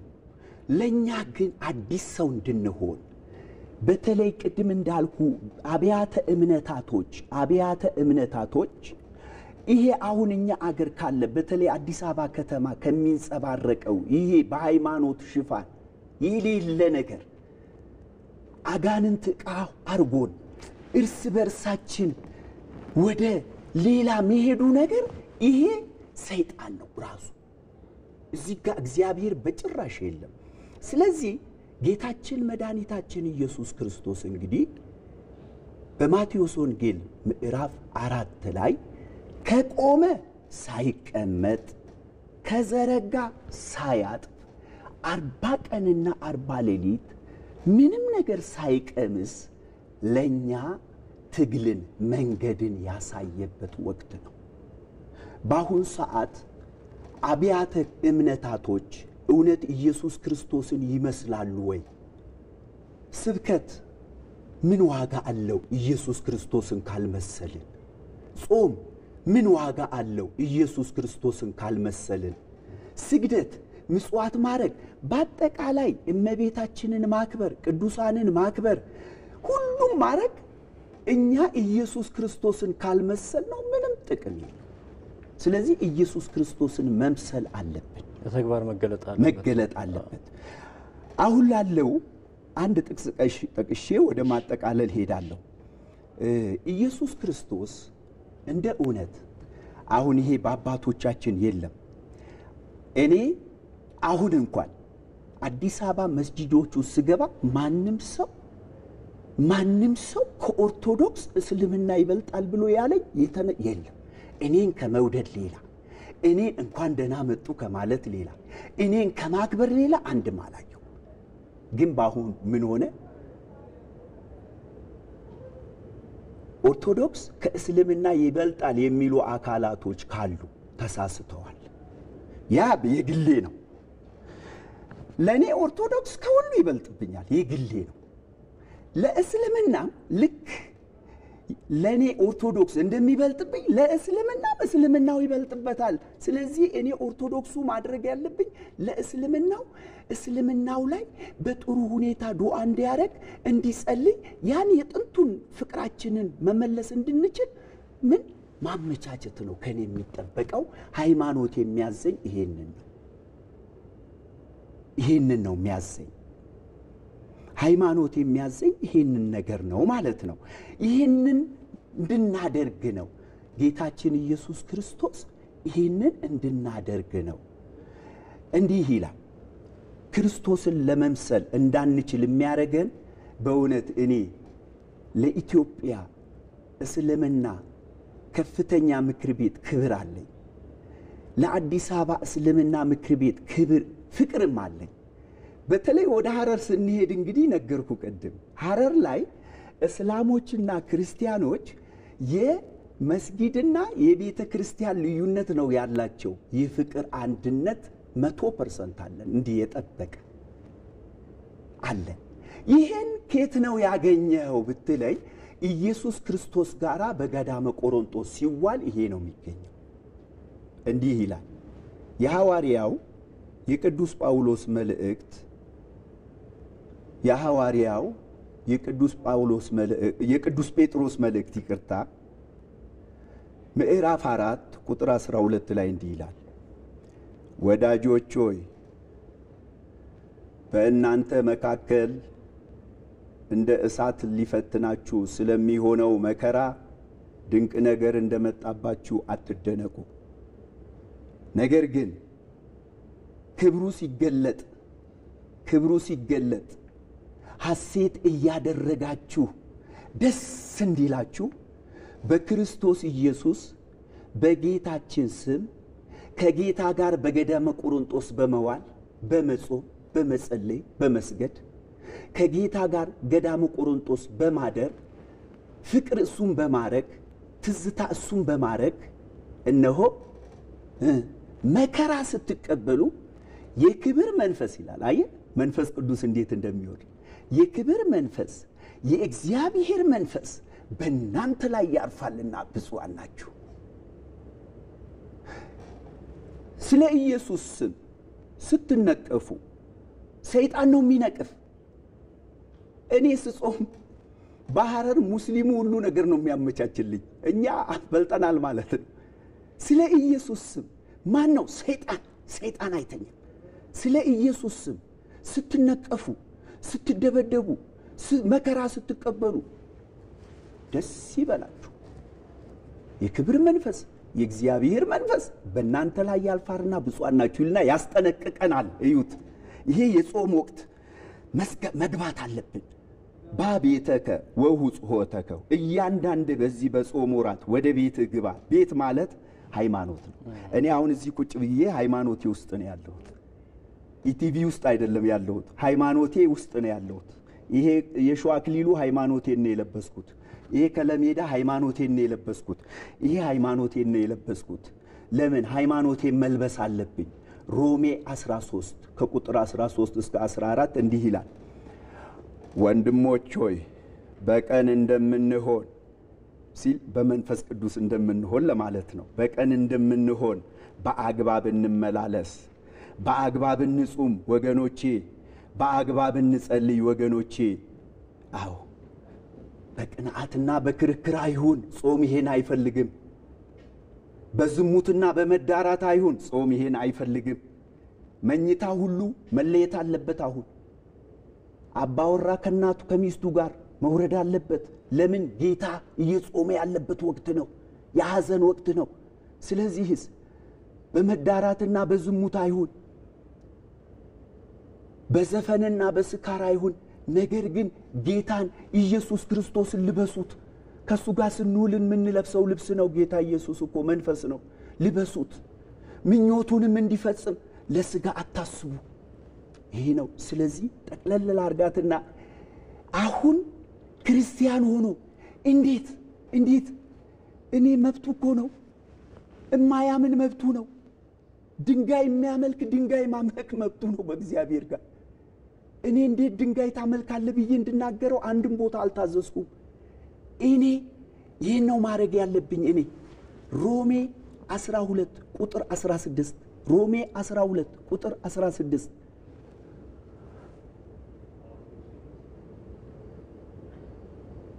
እርስ በእርሳችሁ በአንድ ሐሳብ ተስማሙ፣ በአንድ ሐሳብ ተስማሙ። የትዕቢትን ነገር አታስቡ፣ ነገር ግን የትህትናን ነገር ቅድም እንዳልነው ሰሃቦች ወደ አበሻ ምድር ሲመጡ እንዳደረግ ነው ኦርቶዶክሳውያን የሚያምርብን መቀበል። እንኳን ደህና መጣችሁ። ሌሎች የሚያሳድዷቸው ነበሩ። በክርስቶስ ካቶሊክ ያሳድዷቸው ነበረ። እስልምና ስሩ እንዲነቀል ያሳድዷቸው ነበረ። እኔ የኛ አገር ነገስታት አንጀቴን ነው የሚያርሱ። ኢራቅሊዮስ ይባላል በዛን ወቅት የነበረ የሮም ንጉስ። ፓፓው አባ ሰርጊዮን ይባላሉ። ለአጼ ነጋሽ ምን አሏቸው? አምጡ ወደ እናንተ አገር የመጡትን የአላህ መልእክተኛ የነቢዩ መሐመድ ተከታይ የሚሉት ወደ እናንተ ምድር መጥተዋል። አምጡ፣ አሳልፋችሁ ስጡ። መኖክሴና ምላኩ ወታደር። ኢትዮጵያዊ ነገስታት ይሄን አላረጉ። ሮም እኮ በኃይል እኮ መበቀል ትችል ነበር። ከእግዚአብሔር አይበልጡ። ኢትዮጵያ የእግዚአብሔርን ሕግ ማስከበር ነው የኛ ስራ። የእግዚአብሔርን ሕግ አስከብረን እንሙት። እንደገና ፓፓው ቢኒያሚን ይባላሉ። ያን ጊዜ ኦርቶዶክስ ተዋህዶ የምትመራው በግብጽ ፓትሪያርክ ነበር። እንደገና ወደ ግብጽ ፓትሪያርክ ተላከ። አጼ ነጋሽ ይሄን አልቀበልም፣ ይሄ እግዚአብሔር ያለን ስደተኞቹን እንግዶች ተቀበሉ ነው ያለ። የሚጠይቀንም ተርቤ አብልታችሁኛል፣ ተጠምቼ አጠጣችሁኛል፣ እንግዳ ሆኜ ተቀብላችሁኛል፣ ታርዤ አልብሳችሁኛል፣ ብታመም አስታማችሁኛል፣ ብታረዝ አልብሳችሁኛል፣ ብታሰር ጠይቃችሁ የምወጣበትን መንገድ አርጋችሁ አስፈትታችሁኛል፣ ብሞት ቀብራችሁኛል ነው የሚለን። ያስታ አይ ኦርቶዶክስ ያ መስጊድ ሰሩ አጼ ነጋሽ። ይሄ ነው አንጀቴን የሚያርሰኝ። እንደ ልባችሁ ነው። ይሄ ነው የኢትዮጵያና የእስልምና ታሪክ። ይሄንን አልተው ድብን ነው ማለት። ይሄ ካልሆነ ህዝቡ ያልቃል። ይሄ ነው በቃ ጥግ፣ የእድገት ጥግ፣ የስላጣኔ ጥግ፣ እግዚአብሔርን የመውደድ ጥግ። እንዲህ ነው። አንገታቸው እንዲደፉ ማድረግ የለብንም። በአሁን ሰዓት ያላችሁ የኢትዮጵያ ፌዴራል ሃይማኖት ተቋማት፣ የኢትዮጵያ እስልምና ጉዳይ ምክር ቤት፣ የኢትዮጵያ ኦርቶዶክስ ተዋህዶ ቤተ ክርስቲያን አጠቃላይ ሁላችሁ ይሄንን እናርግ ባካችሁ። ሃይማኖት ወሬ አይደለም። ሃይማኖት ስብከት አይደለም። ሃይማኖት ጾም ጸሎት አይደለም። ይሄ ከተግባር በኋላ ነው። ስለዚህ በዚህ አማካኝነት ነው ይሄ ደስ የሚለኝ ነው። ከዚህ ሌላ ይሄንን ከማጣ ዛሬ መሞት ነው የምፈልግ። ስለዚህ ነው መስጊድ የምሰራው። ደስ አይልም? በጣም እወዳለሁ። በጣም እወዳለሁ። ከቤተ ክርስቲያን የበለጠ መስጊዱ የኔ ነው እኮ። እዚህ አዲስ አበባ ውስጥ እንዲህ አባ ይላሉ። ይሄን ለብሰው አሁን መስጊድ ውስጥ ይገባሉ። በቃ ወርደዋል ማለት ነው። ይሄ አሁን ያለው ህዝብ ወርዶ እንዴት ነው ማልገባው? አንድነት እኮ ያለንን። ይሄ ታሪክ ውሸት ነው። ሁላችሁ ኑና ተሟገቱኝ፣ አሸንፉኝ። ይሄ ታሪክ ነው። ስለዚህ በዚህ አማካኝነት እባካችሁ በዚህ በጾም ወራት ሌላ ውስጥ አንግባ።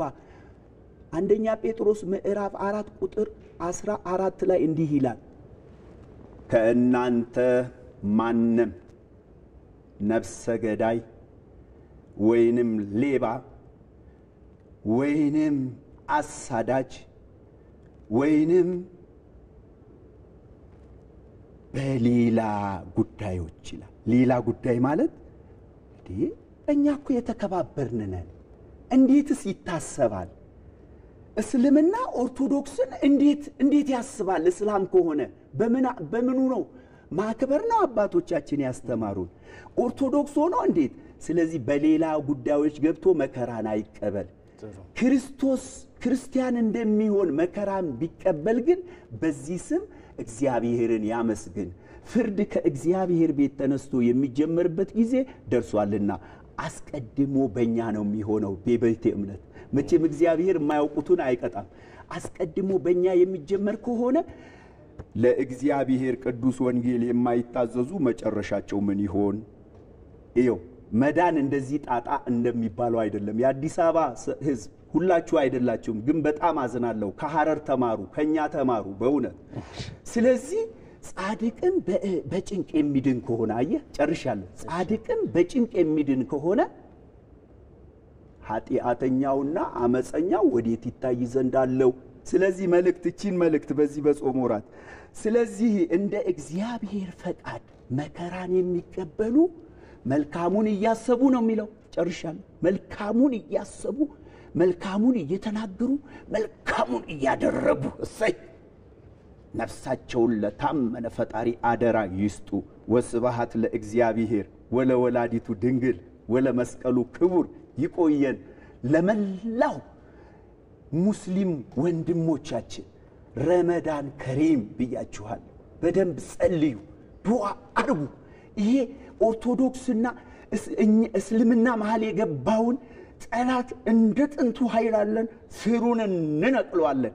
አንድ ብቻ ትንሽ ታገሰኝ። የእስልምና አያት ተናግሬ ዘጋለሁ። ሱረቱል ማይዳ፣ ይሄ ታሪካችን ነው። ሱረቱል ማይዳ ምዕራፍ 5 ቁጥር 81 ለተጅደና አሸደናሲ አዳወተን ሊለዚነ አመኑ አልየሁዳ ወለዚነ አሽረኩ። ተረጉማለሁ። ታያለህ፣ ትመለከታለህ። ለተጅደና ታያለህ፣ ትመለከታለህ። አሸደናሲ ብዙ፣ አዳወተን ጥላቻ፣ ሊለዚነ አመኑ በእስልምናው ሃይማኖት የሚያምኑትን። ኦርቶዶክስ አንጠላም። የሚጠሉት ማናቸው ይላል? አልየሁዳ ወለዚነ አሽረኩ። ይሁዳ ኢትዮጵያ ውስጥ የለም። ይሁድነት ኦርቶዶክስ ውስጥ የለም። ሙሽሪክነት አለማመን ኦርቶዶክስ ውስጥ የለም። ወለተጅደና ይላል። ሙስሊሞች ሁላችሁ ይሄን እናድርግ። ጾሙ ለዚህ ይሁንልን። ወለተጅደና አቅረበሁም፣ ይቀራረባሉ። ታያለህ፣ ቁርአን ላይ ነው ያለው። ይቀራረባሉ። መወደተን፣ ወደው ፈቅደው። እግዚአብሔር እኮ ሲያፋቀርህ እኮ ትግል የለም፣ ትዋደዳለህ። መወደተን ሊለዚነ አመኑ በእስልምናው ሃይማኖት የሚያምኑ አለዚነ ቃሉ እና ነሳራ። እኔ ምንድን ነኝ? ክርስቲያን። ለምን ይሄ ሆነ? አባቶች ስሙኝ። የኢትዮጵያ እምነት ቤተ እምነት አባቶች እዩ ከጥንቱ ለምን እንዲህ ምእመኑ ተወደደ? ምእመኑ እንዲዋደድ የአባቶች ስራ ተዋደዱ ብለው ስለሚያስተምሩ ዛሊከ ቢአነ ሚንሁም ቂሲሲነ ወሩህባነን። ቄስ ቁርአን ውስጥ ይሆናል ብለህ ታስባለህ? ቄስ ይኸው ቁርአን ውስጥ አለ። መኖክሴ ቁርአን ውስጥ ይኖራል ብለህ ታስባለህ? የሆነ መኖክሴ ቁርአን ውስጥ አለው። ዋናሁም ላይ ያስተክቢሩን፣ እነሱ ደግሞ ከእውነት የሚሸሹ አይደሉም። በእውነት እንድንፈቃቀር ይርዳን። ስለዚህ ረመዳን ከሪም እንዳልኩኝ ሙስሊም ወንድሞቼ ከልቤ ወዳችኋለሁ። በሰላም በፍቅር እባካችሁ አስቡ። ኦርቶዶክሳውያንም ከጌታ ጋር እንደሆን በሰላም በጤና ኢደል ሙባሪክ እንድንል ያብቃን ለሙስሊሞች። ለኦርቶዶክሳውያን ደግሞ መልካም ትንሣኤ እንድንል ያብቃን። እግዚአብሔር ይስጣችሁ። ዩቲዩቦች አይለውላችን። በመጨረሻ ተደረገው ሐሳብ ብስሚላሂ ረህማን ረሂም።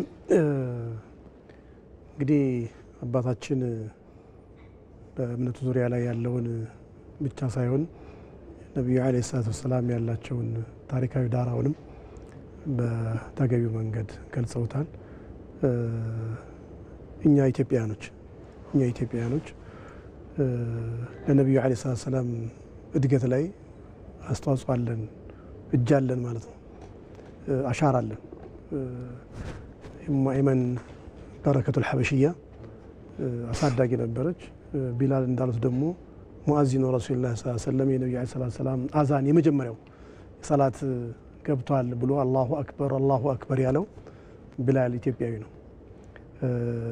ኡሳማ የሚባለውም ገና በ19 ዓመቱ የአጠቃላይ በእምነቱ ዙሪያ ላይ ወታደር መሪ የነበረው ኡሳማው የበረከቱል ሐበሽያ ልጅ ነው። የኢትዮጵያ ደም ያለው ነው። በአንድ በኩል ተዋጊም ነን፣ በየቦታው ተመራጮችም ነን፣ በየቦታው ስንል ጀግናዎች ነን፣ ስመጥሮች ነን። ይሄ ትክክል ነው። ከዛ ውጭ ደግሞ የነብዩ ሰለላሁ ዐለይሂ ወሰለም ተከታዮች ስንመጣ ኢትዮጵያኖች እኛ ኢትዮጵያውያን ተቀበልናቸው። ተቀብለን ማንም ሳያስገድድን ከፊሎቻችን እምነቱን ተቀበል ኢትዮጵያውያን ስንቀበል ግን ሁላችንም የተቀበልን ስደተኞችን ከተቀበልን በኋላ የነሱ ፈለግ ማንነታቸውና ራእያቸው የተሻለ ነው ብለን ያሰብን ሰዎች በወቅቱና በሰዓቱ የነበሩ እምነቱን ተቀበሉ። እንዳሉት አባታችን እዚች ሀገር ላይ ሲኖሩ በወቅቱ የነበረው መሪ የማንም ጥቃት እንዳይደርስባቸው ክልከላና ጥበቃ አድርጎላቸዋል። ቢያንስ ለ16 ዓመት እዚች ሀገር ተቀምጠዋል። የዚች ሀገር ቋንቋም ሲናገሩ ነበር። ነብዩ ሰለላሁ ዐለይሂ ወሰለም ከ16 ዓመት በኋላ ሲመለሱ መካን ለቀው መዲና ነበር የነበሩት። 500 ኪሎ ሜትር አቋርጠው ተሰደው እሳቸውም ሄደው ነበር። ተከታዮች ብቻቸው አይደለም የተደረገው። በዛ ልክ ሲመለሱ እዚህ ያለው መሪ ራሱ አሳፍሮ እዛ የሚደርሱበትን መንገድ ማመቻችቶ መዳዳል ሰርቶ ቦታው እንዲደርሱ አድርጓል። እዚህ የነበረች አንድ ሴት ባሏ ሞተባት ስለነበር እዚህ መህሯን ከፍሎ የኢትዮጵያ መንግስት ከፍሎ ለነብዩ ሰለላሁ ዐለይሂ ወሰለም ጋራ የትዳር ቁኝት እንዲያደርጉ ያደረገው የኢትዮጵያ መንግስት ነው። ሌሎቹ ተመልሰው የራሶቻቸው ዘመዶቻቸው አረቦች መጥተው አሳልፈ ስጠን ሲሉ አልሰጥም ነው ያላቸው። በአካባቢ ወቅቱ የነበሩ እንኳ ሰዎች ለምንድን ነው የራሳቸው ዘመዶች ናቸው አሰጣቸውም ወይ ምን ችግር አለ? የነሱን ሃይማኖት ካልተከተሉ የኛን ኦርቶዶክስንም ደግሞ ካልተቀበሉ ምን ያደርጉልናል የሚል ነገር ሲበላ ጉዳዩ የእምነት ጉዳይ አይደለም። እምነት በነጻነት የምታደርገው እንጂ ተገደህ የምታደርገው ነገር አለ። በእስልምናም ውስጥ እንደዛ ነው። ተገዶ ማንም ሰው እምነት ከተቀበለ አንተ ዞር ስትል ነገሩን ባልነበረ መልኩ ነው ባላወቅኩት መልኩ ነው የሚያደርገውና በዛ መልኩ ወደው ፈቅደው እምነቱን እስከተቀበሉ እሰየው ነው። ካልሆነ ግን እኔን መርጠው ቅድም አባታችን እንዳሉት ሮማዎችና ፎርሶች ዛሬ እንደ ሩሲያና እንደ አሜሪካ ዓለምን እየተቀራመቱ ባለበት ሁኔታ ላይ በነበረበት ሰዓትና ድግፍና በደል ደግሞ ሞልቶ ተርፎ በነበረበት ሰዓት ላይ ኢትዮጵያ ተመርጬ እስከመጣው ድረስ ከመስዋዕትነት ድረስ ከፍዬ አሳልፌ አልሰጥም ነው ያለው እንጂ ለሀገሪቷ በጀት ሊሆን የሚችል ሀገሪቷን ሊያበለጽግ የሚችል ገንዘብ ሁሉ መጥቶለት ነበር የኢትዮጵያው መንግስት። ግን አላደርገውም ነው ያለው። ምክንያቱም ከሁሉም ዓለም ተመርጦ ፍትህ ያለው መሪ ኢትዮጵያ ውስጥ አለ ሂዱ እስከተባለ ድረስ በዚህ ልክ አላደርገውም ይላል። እኛ ዩኒቨርሲቲ ውስጥ ስንማር የአፍሪካ ተማሪዎች በብዛት ያገኙን ነበርና የኢትዮጵያን ታሪክ ሲያወሩ ኢትዮጵያ ውስጥ ያለው መንግስት የእናንተ መንግስት ብቻ አይደለም የኢትዮጵያ ተምሳሌትና የኢትዮጵያ ኩራት ነው ነበር የሚሉት። በዚህ ልክ የኛ ነው ስንላቸው በጣም እንጣላለን። ጸቡ በጣም ከበድ ያለ ጸብ ነበር የሚጣለው። እንዲህ አርጋችሁ አጥባችሁ ለምንድን ነው የምታዩት? የአፍሪካ ኩራት ነው ኢትዮጵያ። ያ ደግሞ ከዛም በኋላ ቀጥሏል። በነመንሰም ማንዴላም ጭምር እዚህ አካባቢ መጥተው የነጻነት ትግላቸውን ሲታገሉ ነበር የነበረው። ይሄው ነው ያለው። ከዚህ አንፃር እንደተባለው ለተጅደና ሸደና ሲዓዳወት ለልذين آمنوا اليهود والذين أشركوا ሱረቱል ማኢዳ ላይ የቀሩት ቁርአን እንደዛ ነው ያለው። እኔ አይደለሁም የሚለው ቁርአን ነው የሚለው። ቁርአን ደግሞ ማንም አማይ መጥቶ ሊያስተባብለውም ሊሰርዘውም ሊደልዘውም አይችልም። መሰረዝ በደልዝም አይችልም። ጥበቃው ከአላህ ስለሚሆን አቅረበሁም መወደት ማለት በውዴታ ቅርብ ይሆኑ ለውዴታ ቅርብ ይሆኑ الذين قالوا إنا نصارى እንዲሁም ሩህባኖችና ቅሲሲን ላይስተክቢሩም ማለት አይኩራሩም ማለት ነው። በትዕቢት አይወጠሩም ለሐቅ ቅርብ ናቸው ማለት ነውና በዛ ልክ መሆን አለበት ብለን እናምናለን። ዙሩ ዙሩ ኢትዮጵያዎች ነን እኛ። ኦርቶዶክስም እንዳሉት አባታችን ከመካከለኛው ምስራቅ ነው የመጣው። እስከ ቅርብ ጊዜ እስከ 1955 አካባቢ 52 አካባቢ ሊሆን ይችላል በጳጳስ ከግብጽ ነበር ሲላክ የነበረው። መጨረሻ ግን የኢትዮጵያ በኢትዮጵያኖች ፓትርያርክ የሚመራበት ሁኔታ ተፈጥሯል። እኛ ኢትዮጵያውያኖች በዚህ ልክ ሴታችን የዳበረ የጠነከረ እንግዳ ተቀባዮችና በመንፈስ ጠንካራ ይሆን ለኃያሎች ማንንበረከክ መንፈሰ ጠንካራዎች ነን። በእምነታችንም በዚህ ልክ የቀጠን ሰዎች ስለሆነ ነብዩ አለይሂ ሰላም መዲና ከሄዱ በኋላ ነብይነታቸውንም በደንብ ደጋፊ ካገኙ በኋላ ከነጅራን አሁን በሳዑዲ ግዛት ውስጥ ያለ ሁለት ክልል አለ ጂዛንና ነጅራን የሚባል እዛ አካባቢ ኦርቶዶክሶች ነበር የነበሩት። ኦርቶዶክሶች መጥተው ነብዩ አለይሂ ሰላም ሲዘይሯቸው መጸለይ እንፈልጋለን ሲሉ ግቡ መስጊድ ነው ያሏቸው። መስጊድ ገብታችሁ ጸልዩ ነው የተባሉት። መስጊዳቸው ገብተው ጸልየው ተነጋግረው የሄዱበት አጋጣሚ ነው ያለው። በዚህ ልክ ነው ያለውና ምን ተአምር ነገር አይደለም። አባታችን አሁን አንዋር ገቡ መስጊድ ገቡ የሚከለክል ነገር የለም ምንም ማለትም ደግሞ አይደለም። ስለዚህ እንኳን በሀገራቸው አይደለም ሌላም ሀገር ሄደው በዛ ልክ ቢሄዱ ምንም ችግር የለውም። ትንሽ ያው እምነቱን በደም መርዳትና ቅድም መሰረታዊ ጉዳይ ብለን ያሳንም ሁለታችንም ኢትዮጵያዎች ነን። ኦርቶዶክስ ይዘው የነበሩ ሰዎችም ምናልባት የተወሰኑ ሰዎች እስልምናን ወስደን ኢትዮጵያ ይሆነን ማለት ነው። የተወሰኑ ደግሞ ኦርቶዶክስን የመረጥንበት ሁኔታ አለ። ምርጫችን የኢትዮጵያዊነታችንን ግን ሊነፍግን ስለማይችል እኩል መብት ስላለ እዚች ሀገር ላይ በዛ ልክ እምነታችንንም ያንዱን ሳናቆሽና ሳንገፋ የሌላውን ስብእናም ሳንደፍር በዛ ልክ ተቻችለን የሚለው ቃል እንዲሁ ባልወደውም ተከባብረን መኖር ይገባናል ነው የምለው። እስካሁን ድረስ ለነበረን ቆይታ በራሴና በአዲስ አበባ ከተማ እስልምና ጉዳይ ከፍተኛ ምክር ቤት ላመሰግን እወዳለሁ። በጣም ነው የማመሰግነው። አባታችንም ከሀረር እንግዲህ በአጭር ሰዓት ነበር ጥሪ የሚያደርግንላቸው። እሳቸው መጥተው ይህን ትምህርት ስላገኘን እኔም ደስ ብሎኛል። ሸህም እንደዚሁ ሰፊ ሰዓት ነው የሰጡን። ጥሩ ሀሳቦች ነው የተለዋወጥ ነው። እንግዲህ መላከ ሕይወት ቆሞስ አባ አክሊለ ማርያም ኃይለሥላሴ ከኢትዮጵያ ኦርቶዶክስ ቤተክርስቲያን እንደዚሁም ሼህ ሁሴን በሽር ደግሞ የአዲስ አበባ ከተማ እስልምና ጉዳዮች ከፍተኛ ምክር ቤት ዋና ጸሐፊ ናቸው። ሁለቱንም አባቶች በጣም አመሰግነው። ተመልካቾቻችን የዛሬው የዳጉ ውይይታችን ይህን ይመስላል። ከውይይቱ ጋር ተመስገን እንዳለ ነበርኩ። ሰላም።